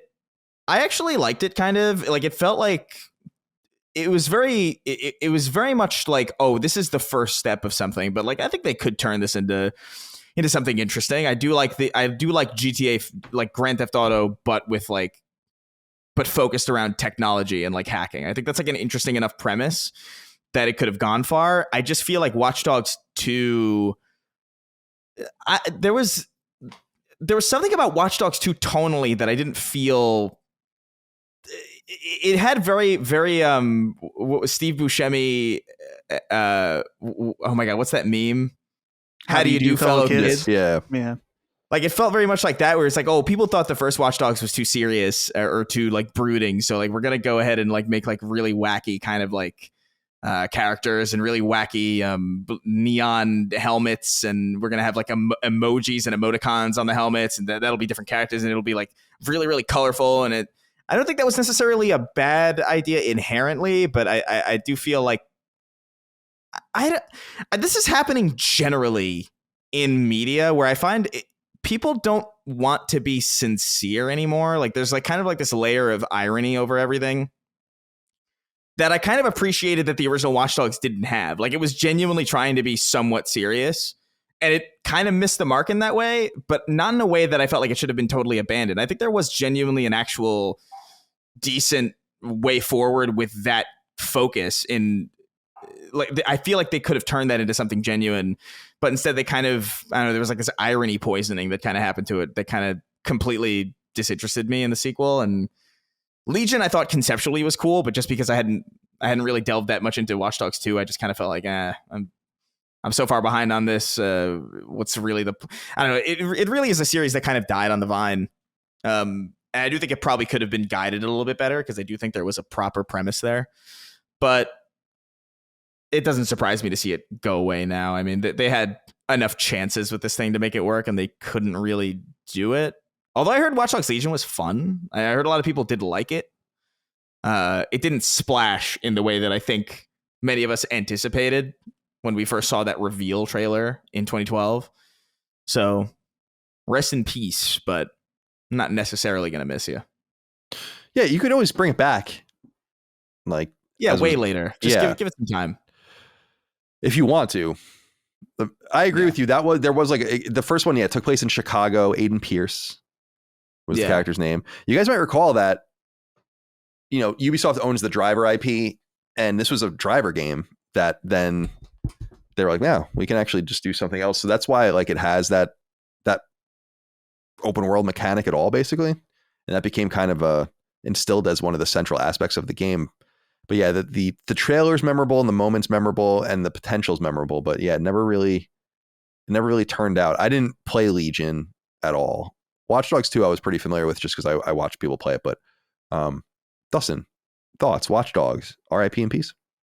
Yeah, I think I tried to play all 3 of these games when they came out, and they never really hooked me. But like Chris said, the idea of a technology-focused GTA series is always pretty cool. And particularly Legion had a really neat idea where I think it was like any NPC you can recruit and add to your team. And the way that you would like interfere with their lives in order to recruit were pretty cool.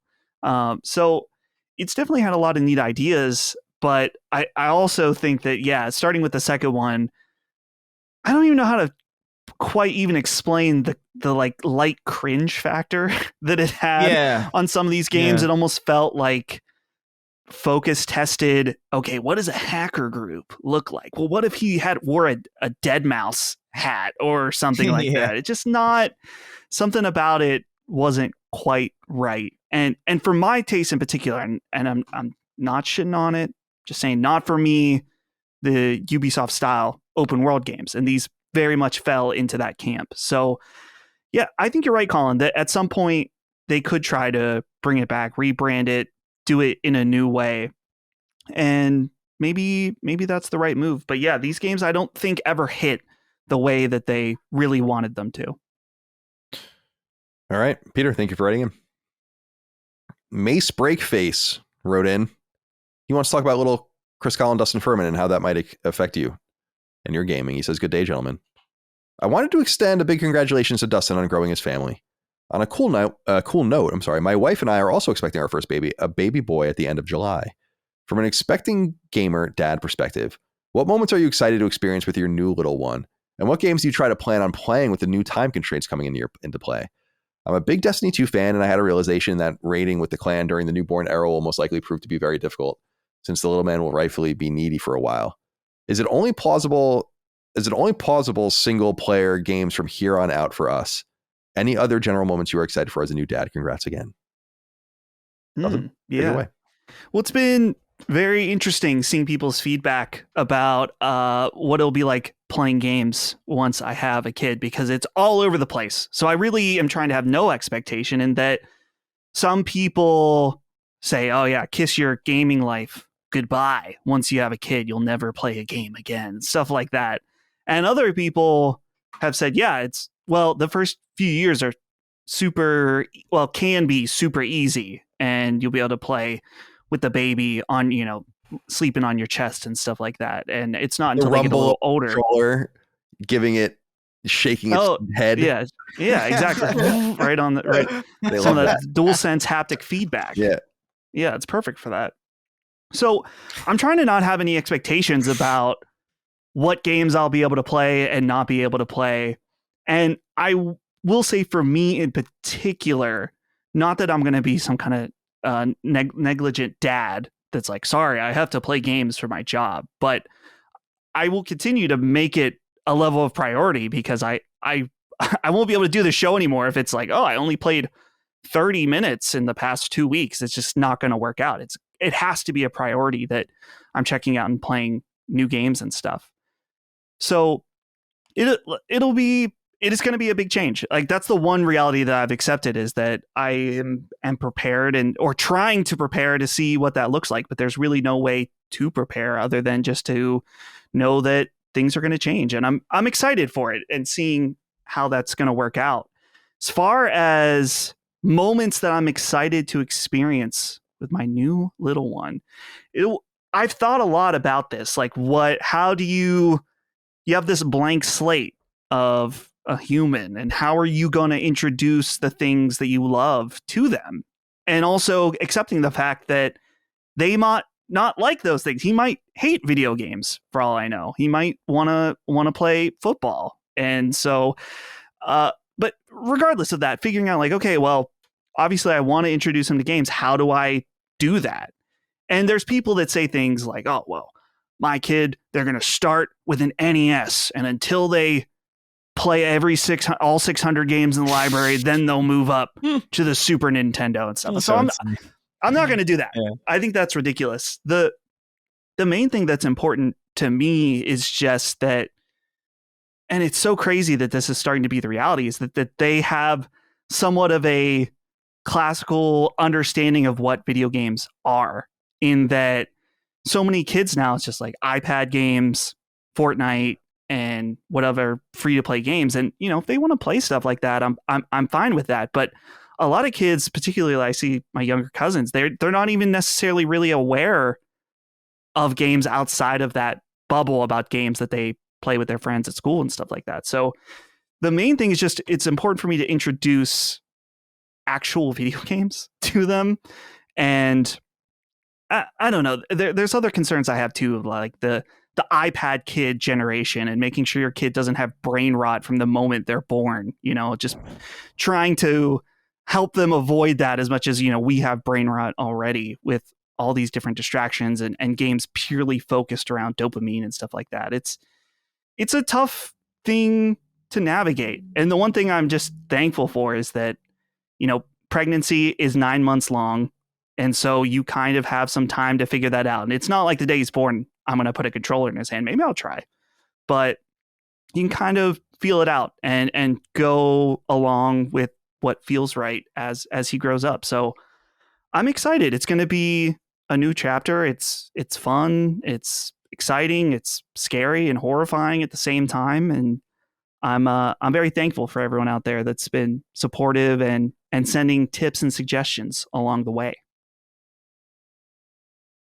Sorry, I'm muted. Well, I'm excited for you. I'm excited to see little Chris Colin, Dustin Furman, and see what he becomes in life as well. You know? Yeah, he has to beat Metal Gear Solid 2 by the time he hits second grade. And just like me. He has to be just like me. And he has to understand it. Yeah, exactly. The Lale Lule Lo. Tell me about the Lale Lule Lo. Oh, that's funny that you bring that up.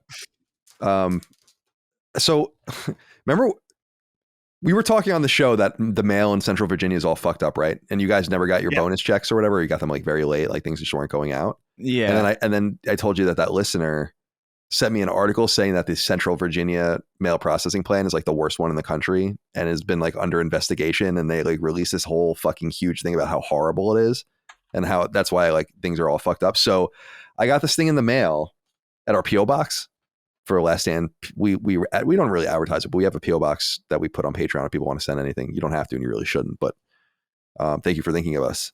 And I opened it and it's dated July 29th, 2023.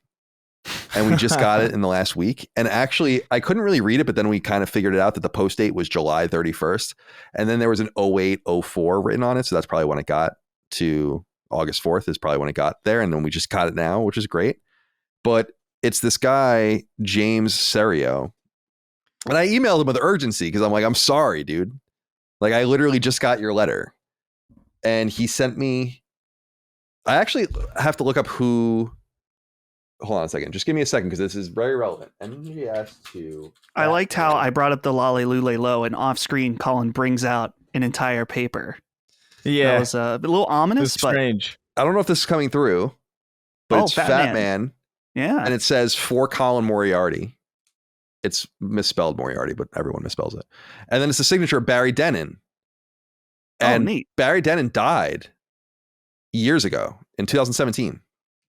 And the guy wrote in the letter that I was an avid listener to Podcast Beyond until shortly after you left in 2015. You said many times that Fat Man from the Metal Gear series is the one of your favorite characters. So when I had sent another picture to the actor who voiced him to sign, I sent one of the character for you as well. Barry Dennen, the actor who voiced the Fat Man, was kind enough to sign it and inscribe it to you. And then he's just had it all this time. So this was done years ago for me, just sitting around. That's interesting. Yeah, isn't that? So that's pretty awesome. And I'm glad I got it. And I felt bad because at the end of the letter, James says, all I ask is that you would please let me know that you got this autograph that I've been holding on for you for 8 years. If you would be so kind to send a note or even a quick email, I would appreciate it. And so he sent this back in July, and he's probably like, what a fucking dickhead. Or he's been worried that you just didn't get it, which is that too. Or I could have just been like, oh. And so I felt so bad. I literally, because I usually let these stack up. Like we get things in the mail, and I usually answer like 5 at a time or whatever. And I immediately went to my email, and I was like, dude. First, I put his email in, and I won't say what it is, but it's something. And I thought it was a dot, but it's actually an underscore. So it bounced back, and I was like, oh fuck. And then I realized it was an underscore, so I was freaking out. Because that's a very nice and thoughtful thing. Yeah. And you brought up the Lale Lule Lo and Metal Gear Solid 2. Mm-hmm. Well, that's pretty cool. Pretty interesting, isn't it? Few people were as connected to the Lale Lule Lo as Fat Man, our boy Fat Man. All right. Bryant wrote in. Said, hey, Sacred Crew, how much money does the government have to spend and take from us before you stop blaming layoffs on capitalism? It's not just the gaming industry. The entire private sector is crowded out by our government running wartime deficits.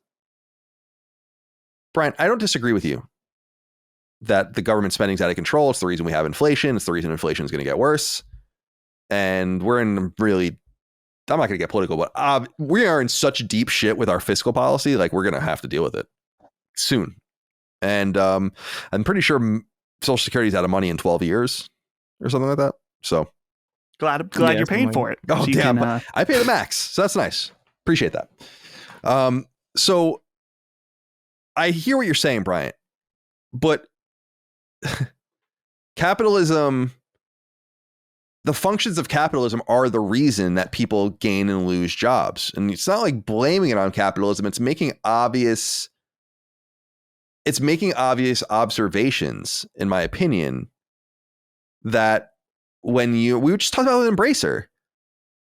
Right. You're in a situation, you make a choice based on the current situation as it's constituted. Low interest rates, COVID sending gaming revenue up, and all these things. You still have to make some sort of choice in the matter. And capitalism gives and it taketh. That's just the way it always has been. It's the reason it works. There are winners and there are losers. So I do blame layoffs on capitalism. I blame the whole gaming industry on capitalism. The entire gaming industry is predicated on capitalism. It's not even remotely a necessity. And running away from the realities of how the machinations of capitalism affect. This is why I get so mad when people want to avoid how these things affect. They're like, it's political. Who cares about economics? Or I'm like, this all matters because it all allows the products to be made. It's deeply political, deeply economic. So yeah, I do blame capitalism, but I blame a lot of things. Capitalism's fucked up right now. But that really has nothing to do with video games, I will admit. Yeah. And the entire private sector is crowded out by our government running wartime deficits, potentially. But I don't know if that really goes into games. How much are they going to take from us? How much are they going to, spend? I don't know. These things are associated, but they're also not associated. Capitalism's a fickle bitch, dude. Interest rates going up as high as they've gone, and they really need to go higher because inflation's so bad, but it's not going to happen. I don't know, man. I don't know if people even give a shit about some of this stuff. It's like when you refinance, the problem with government debt, for instance, is that it needs to be refinanced every so often by law. And you refinance it at the interest rates that you're at. So when money's free or close to free, 1.5%, 2.5%, whatever %, and you're borrowing it for free, it's not that big of a deal. But the United States government has to refinance its debt. And now it's going to have to refinance it at 5.5% or 6%. And these things happen to smaller companies and microcosms all around based on the machinations of the Fed, the Federal Reserve, that sets these interest rates. So of course it matters. Anyway, Bryant, thank you so much for writing in. William Sisto wrote in, said, hey, CCD, I was on Twitter and our good friend Wario64 let us all know that the Horizon cookbook was on sale. This got me thinking, who thought that video games need cookbooks? A quick search reveals that there is a shocking amount of video game cookbooks. from Final Fantasy to Fallout. Hell, even Halo has a cookbook, which was obviously influenced by the rich culinary history of the Flood. My question to you are, have you ever used a video game cookbook? And what do you want a video game cookbook based on? Much love from Jersey City. And it was great seeing you all at the live show. Thank you, William, for writing in. Thanks for being at the show. I went and looked at the tweet. It's from April 23rd. It's the official Horizon cookbook. I'll bring it up for you here. And I'll put it right here. The link to that should bring you to the actual Amazon link. And it's called the official Horizon cookbook, Tastes of the Seven Tribes. It's not out yet, but it comes out June 25th. And it's interesting. I mean, listen, it's creative. The thing when I see things like this, it's not that I think it's a bad idea or that it's not even not cool. I think it's cool. It's creative. I love food and culinary stuff. It's great. I just wonder, like, who is this for? Like, who is buying this? And if there is a large number of cookbooks, as you're saying, then clearly there are people buying these things. Do you either of you own a gaming cookbook? Dustin, do you own a gaming cookbook?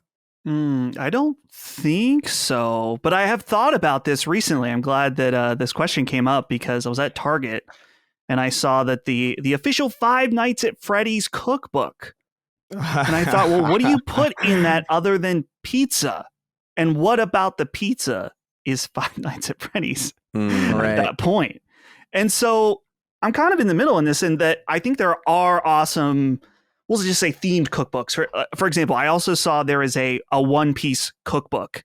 And what was neat about it was specific dishes that the chef, Sanji, has made throughout the show and how you can make your own version of them. Some of them very specific and unique. Some of them more just traditional Japanese cooking. But and there was like original artwork in it and stuff like that. And I thought, oh, that's pretty cool if you've seen the food from the manga or the anime and this is a neat little cookbook that's themed. I like that. I think that's cool. On the other hand, I just did a quick search, video game cookbooks. One of the first ones that come up, Sonic the Hedgehog official cookbook. It's got fucking chili dogs on the front. And I don't need a Sonic cookbook to know how to put chili on a hot dog. You needed to know how Sonic likes them. I want them the way Sonic eats them, Mom. Which what a terrifying request. Oh God. I guess I'm countering myself here. What would be interesting in a Sonic cookbook, or we'll say something that doesn't really need one, is that I guess there could be how to make a Sonic cake that has his face on it or something, or like a Sanic cake, SANIC. Sanic cake. A Sanic cake. You get some deviled Eggmen. Deviled Eggmen. Okay. Here's a Pokemon one that's very cute. It's like special themed, like a cupcake that has Pikachu's face on it. You know, so you can devour his insides casually.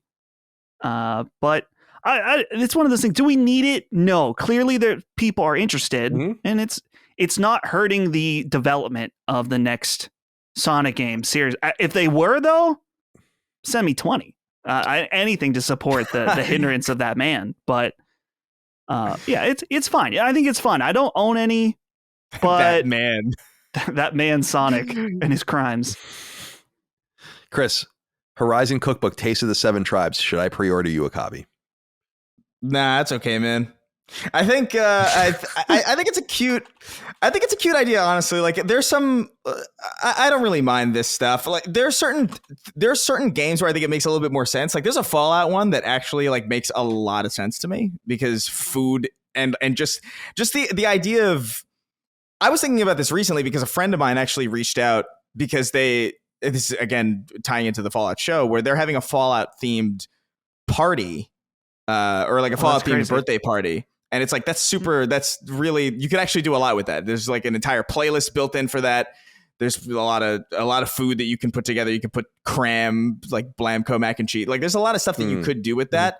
And RPGs in general, I think any game where there's a lot of food kind of inherently in the world, I think is like a really smart. I think it's a really cute way to get some merch out there that might be a little bit more that might be a little bit more broadly appealing. That might even, hey man, if you're somebody who plays the game and doesn't really cook that often, maybe this is like some weird way to get you into it. I don't necessarily begrudge these. If I was given one of these, I think I would accept it and maybe even try it a couple times. But I don't know if I would ever go out of my way to get one of these on my own, you know. I'm gonna Chris, get my parents, when Fallout came out, their one friend had a Fallout themed party for the debut of the show, and ties in. Their friend used the Fallout cookbook to make the different stuff for their party. So I think that's cool. Yeah, that's fun. I'm gonna get you the RuneScape official cookbook. Yeah, please. And there's an official Stardew Valley cookbook coming out in coming weeks. We have to find the worst offender of video game cookbooks, like something that is like what would you have? The Duke Nukem cookbook. Duke Nukem cookbook. The worst video game cookbooks. The Leisure Suit Larry's guide, kitchen guide. Yeah, Condemned Criminal Origins cookbook. Silent Hill. Yeah. Silent Hill cookbook. Yeah, I think I don't know, man. So the bigger question here is like, now, do the three of us invest in the creation of a Sacred Symbols Sacred Symbols cookbook? Ketchup on everything. Yeah, just different containers and vats of ketchup. Yeah, that I don't know. A Last Stand cookbook. Everyone contributes 2 or 3 of their favorite recipes. I don't know. This could be something. It could be kind of cool, kind of cute. That's what I was thinking. It's like I'm surprised that there's such a market for this, but there clearly is, just by the sheer number of these things. I'm more interested also in just the marketing and the licensing of this. It's strange that some of these IP holders would even want to make this little amount of money doing something like this, which is kind of cool. Yeah. Actually. I don't know. I'm on. Before we move on, I'm on Amazon looking. I'm on Amazon looking at video game cookbooks based on video games, and this one that I've stumbled across, AI crafted cuisine, a cookbook made with AI and the little help of a human. So we got these things making food for us now. Wonderful. That's wonderful. There's undoubtedly trace amounts of battery acid in every single one of these recipes. I found a book series, How to Feed Your Gamer Part 1, Healthy and Nutritious Meal Recipes for Video Gamers. How to feed and like your I said, gamer. This is a series. There are 3 volumes. Like How to Train Your Dragon? All of them are over $30. So we're in the wrong business, I think, here. What the fuck are we doing? How to Feed Your Gamer. All right. 2 more. Greg Bruce wrote in. Says, hey, CDC, thanks for all the great content week in and week out. This is mainly for Colin. You mentioned that you don't care about trophies in Final Fantasy VII Rebirth, and in the past even said that about The Last of Us and generally all of Sony's first-party games. As someone who obviously cares about the overall trophy metagame, why do you not care about the trophies in the game you ostensibly like the most? On the other hand, you'll let trophies dictate how you play games, like following a guide for the social links in Persona games. I understand not wanting trophies ruining your gameplay experience, but you've said before that trophies breaking or missing a collectible has done just that in games you ostensibly don't care about, as much as the aforementioned Rebirth and The Last of Us. You'd think you'd care about the trophies more in games you care more about, a la how Dustin and Chris approach the games they platinum. Can you explain your rationale as to why you do or don't care about trophies? I think this is a fair point. It's interesting because I was reading this and I'm like, that's an interesting point. The point I'm trying to make is that the trophy metagame, what you're suggesting, like the end result, Greg Bruce, of what you're suggesting is that I would just earn trophies for doing anything. And the answer is that I wouldn't. The game component is an important part of the trophy component. And the game component is actually more important than trophies in games that I care most about, because I don't care about the trophies in the games that I actually want to play. Or like that. It's not true. I care about trophies even in the games I want to play. I just don't let them dictate the way I play. If I see, for instance, that The Last of Us needs to be beaten on the hardest difficulty, or you need to find all the collectibles wherever, I'm like, well, I'm not using a guide. So, and I'm not going to play it on the hardest difficulty. So I'm just not going to get the platinum trophy here. At least not my first time through. That's more what I mean. In Final Fantasy VII Rebirth, I'm looking at the trophies. I want to earn trophies. It's just that getting them is not the reason to go out of my way to use a guide and ruin things for the game. So I guess that's more what I'm saying. When I don't play with an eye on trophies, what I'm really saying is I'm going in really blind. But I understand what you're saying, and I think that I could do a better job of explaining that. Because you're right. Like, I would theoretically care most about the trophies, and I do. Like my Last of Us Part 2 Platinum and all that. It's like I do care about that. But what I'm saying is that the trophies could be whatever. I'm just going to play the game and get what I can and see what happens. I get what you're saying. Yeah, go ahead. It seems kind of like an unconscious admission that the trophy metagame does have a negative experience on the overall gameplay experience that you do not wish extending to the games that you care most about. Yeah, there is something to that. I think more what I'm saying, though, because that's definitely true for a lot of people. I think what I'm saying more is I can't usually fulfill a trophy metagame without some level of outside help in strategy guides and looking where things are and how to do things. And I'm just not interested in participating in that. Right. Like it's right. Okay. There are lots of games where I don't, like in the Tomb Raider games or something, where I'm like, I could give a fuck really what the story is. I enjoy playing it. It's fun. I'm going to go collect things and whatever. And then there are games like The Last of Us where it's like, well, find all the documents in the game. And I'm like, well, I don't know where they all are. And I'll look the second time through. So that's more, but you're right. I think that there is something to that for many people. Materially. But I liked Greg Bruce, I liked what you had to say there. It made me think. Chris H is the last to write in. He says, hey, Big C, Little D, and Chris. Do you think it's possible to be a fan of video games without playing video games? Over the past year, I found myself in a position where I much prefer reading about the games industry and simply consuming video games coverage over actually playing the games myself. While I find the reading of video games websites and forums to be a wholly enjoyable experience, the dread I feel starting up a new game and knowing that I have over 20 hours of content to consume before I'll have beaten it leads me to the same feeling of dread that comes with picking up a lengthy novel. I'd much rather just read reviews, op-eds, and general Twitter chatter about a game than beating it myself. Am I broken? Is this normal? Can one be a fan of a medium without directly consuming the medium, but rather the coverage and conversation that surrounds it? Thanks, lads, and I look forward to the inevitable London show. Thank you, Chris, for writing in. It's interesting. Dustin, can you be a fan of video games without playing video games? It's very strange. I've been thinking about this because I saw when it was in the document earlier, and I don't know. Well, let's first address this part here about starting up a game and the feeling of dread that you have 20 hours before you beat it. I've noticed that this is I don't know if it's a new problem or just one that I've been keyed into more, is that everything for a lot of people see things as a race to the end. And then it's like, oh, I'm only going to enjoy, I have to get to the end. Or if playing some of it is not good enough, or the fact that it'll take me so long to get to the end. And it's like, what about just enjoying it?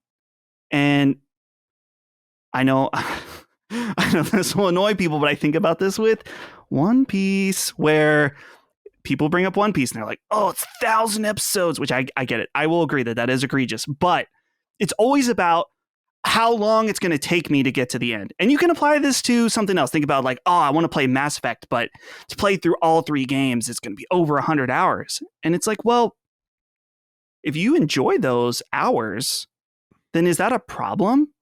If I'm watching One Piece and I like what I'm having a good time, then I don't give a fuck if it's 1,000 episodes, or I don't give a fuck if a game is 100 hours. Now, you talked earlier about Final Fantasy Rebirth being too long, and I understand that. But if you're having that problem with 20-hour games, are you broken?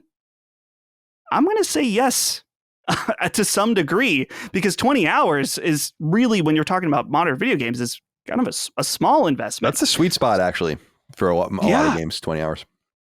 So I think you might be a little broken in that sense. But as far as can you enjoy video games without playing them, I find it incredibly odd, but you enjoy what you enjoy. And I can't argue with that to some degree, that, you know, observing an industry that's interesting to you, that makes sense to me. I guess I just can't get away from the fact that I find it incredibly weird, because I'm trying to think of a different, like, well, put this scenario with a different industry. Like, man, I'm really interested in the fast food industry, but I'm not part of it, and I don't eat at fast food. Like, that would also be like, why are you interested in it then? There's also there's a variable here that I think is important, that is an important distinction that kind of separates the question from the person asking it, which is, he's asking, can you be a fan of video games without playing video games? I think the answer is unequivocally, I think it's no. Like, I don't think you can. But where he's coming from is like, he's somebody who clearly has played and is at a point in his life where it's like, well, I don't know if I have really the time commitment necessary or if I don't know if I have the energy personally to invest further into this industry in the same way. Does that make a difference? Can you be somebody who has had an extensive history of playing games and then kind of fall off at a certain point, but still kind of pay attention to the ins and outs and the conversations? And does that still qualify as the same thing? Or like, are you still a fan at that point if you've stopped playing games despite having had like a rich history of doing so? Yeah, I'm so focused on this idea of, maybe Chris, you just don't like games anymore. If it's like you turn on to play a game and the only thing you can think about is it being over, because that's kind of the whole point of the game is to play it. And it sounds like you don't really have any interest in doing that. So you might not like games anymore. Yeah, you might also just be playing the wrong games. Yeah, that's true. I was going to say, as an analog though, Dustin, I was thinking a little bit to show some, to kind of empathize with Chris here a little bit, is kind of like that with film, where first of all, I don't know most films. I mean, it's such an overwhelmingly large, there's so many things out. I don't know, but I'm interested in the scuttlebutt about things every once in a while, about who's directing this or this movie was announced, and I never see any of this shit ever. But it's like, oh, that's interesting. Oh, that guy's in this, or oh, that failed at the box office, or oh, this did. It's like, oh, okay. So I could kind of, but I don't consider myself a fan of film. I'm more of like an observer. And I'm kind of just interested in everything in some eclectic sense, where I just like inside baseball about whatever and who's doing what with whatever, as much as I can keep up with it, or as much as it comes across my desk. So I can kind of sympathize with you from that point of view, Chris, is your perspective. But I think that Dustin's right, that you probably don't like games anymore. And to be honest with you, I think that this is something that everyone that plays games goes through. I've been to that point with games where I'm like, ugh. I've been there twice in my adult life, for sure.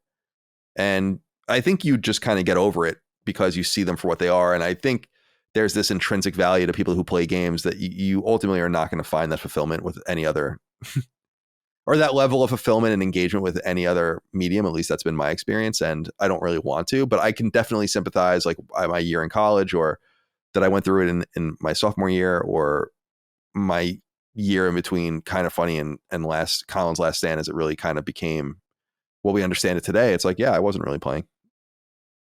And you find something that sucks you back in, and I bet you will. That's my theory. But if you really do feel that feeling of dread, you shouldn't feel that way. It shouldn't feel like a job. You might, I was lamenting how long Final Fantasy VII Rebirth was earlier. It's like, yeah, I still want to be here though and play it.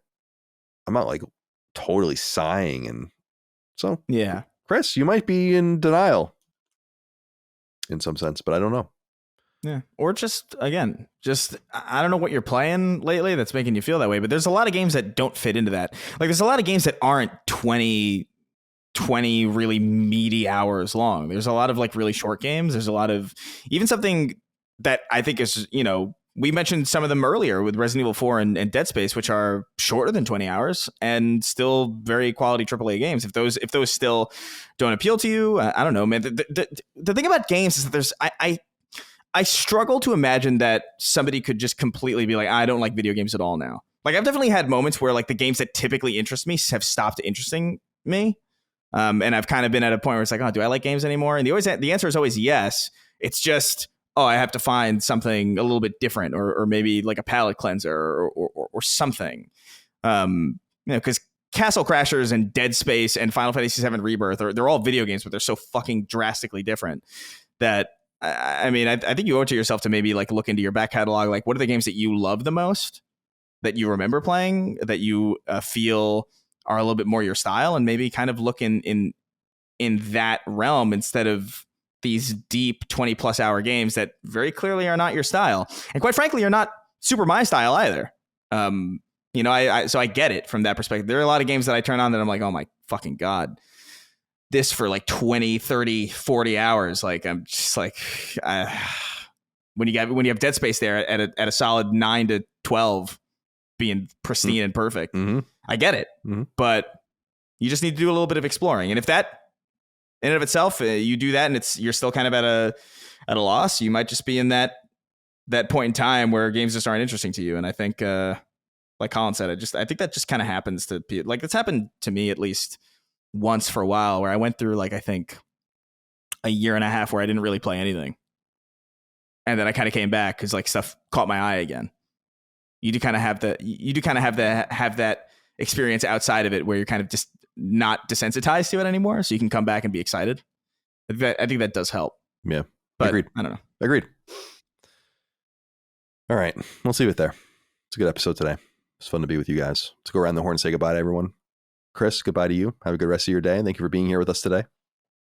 I shall. I've got a lot of recording to do today. So I'm going to get the coffee running. I feel like I have groceries that I really need to get through before they go bad. So I'm trying to cook a bunch today too. Cool. So. Use your Horizon cookbook. Yeah. Yeah. Dustin, goodbye to you. Goodbye. Colin, I leave this episode to you with a recommendation for Colin. Rare thing. I thought about this earlier when you were talking about movies. I saw Civil War. Yeah. I think it's a Colin movie. It's very interesting. Yeah, I've heard that it's worth, like, definitely a few people recommended it to me. Yeah, I'd like to check it out. There are so many movies I'd like to check out. I just don't know what stops me. Like, I think I do have a finite amount of spare time, and I like to just play games, and I feel wasteful in some professional sense when I even go a day without playing a game, because I have so many things I want to get through that I don't feel the need to play games like I used to. It's just I want to be current. I wouldn't pay much attention to a person that wasn't always playing something if they were talking about games professionally. So it sucks because it kind of precludes me from seeing some of these things, but that's a 2 or 3 hour commitment. I'm sure I can do that when it comes to VOD. Only 2. Nice. Only 2 for Well, did you get through your context on Oppenheimer, the documentary? Oh yeah, I did. Did you hear me make fun of you for that on a show when you weren't there? No, I think Micah told me that you did. Yeah, that's funny. Yeah, that you had to be a real Oppenheimer fan, get the context with the documentary. Yeah, it was like some PBS documentary that I watched. That was like one of those half documentary, half movies kind of thing. Yeah. Okay. Yeah. Very similar to The Last Czars. That was an awesome series on Netflix. Very similar to that, where it's like talking heads, but they're acting it. There's people acting it out and stuff like that. So. Speaking of movies, before we go, tonight with a bunch of friends, I'm going to see Spider-Man 2 because it is in theaters again. Oh yeah, and I'm super fucking pumped about it. Nice, dude. Yeah, dude, I love that movie. So it's gonna be weird seeing that movie in theaters as an adult because like I was like a child last time I saw it. It's gonna be kind of weird, but cool, man. That sounds exciting. I will not be. I will be watching the NFL draft and the Islanders. There's a lot of pain coming tonight, probably, but we'll see. All right, my friends. Well, good to be here with you guys and good to be here with all of you out there as well. Thank you for your love, kindness, and support of all things Sacred Symbols and Last Stand Media. Could not do without you over on Patreon. Without you over on patreon.com/Last Stand Media. Merch, laststandmedia.store. Enjoy your Stellar Blade and all of it. I know that you guys, you fucking perverts. Oh, yeah. You're going to love Stellar Blade, probably. It's over. We'll have more to talk about with that and many other things next week. And we'll see you on Sacred Symbols Plus as well. All right. Until next time, goodbye. See ya. Take care, guys. Sacred Symbols, a PlayStation podcast, is a product and trademark of Last Stand Media and Colin's Last Stand LLC, and is proudly recorded in the USA. The show is conceived by, is written by, and is directed by me, Colin Moriarty. My co-hosts are Chris Raygun Maldonado and Dustin Furman. The show is produced by executive producer Dustin Furman. It's edited by associate producer Ben Smith. All of Last Stand's theme music is by my best friend, Ramon Narvaez. As you know, all of Last Stand's shows, including Sacred Symbols, are fan-funded on Patreon at patreon.com/laststandmedia. The following names are at the producer level on Patreon, our highest tier, and we're grateful for your thoughtful and kind contributions to our independent endeavor. Thank you.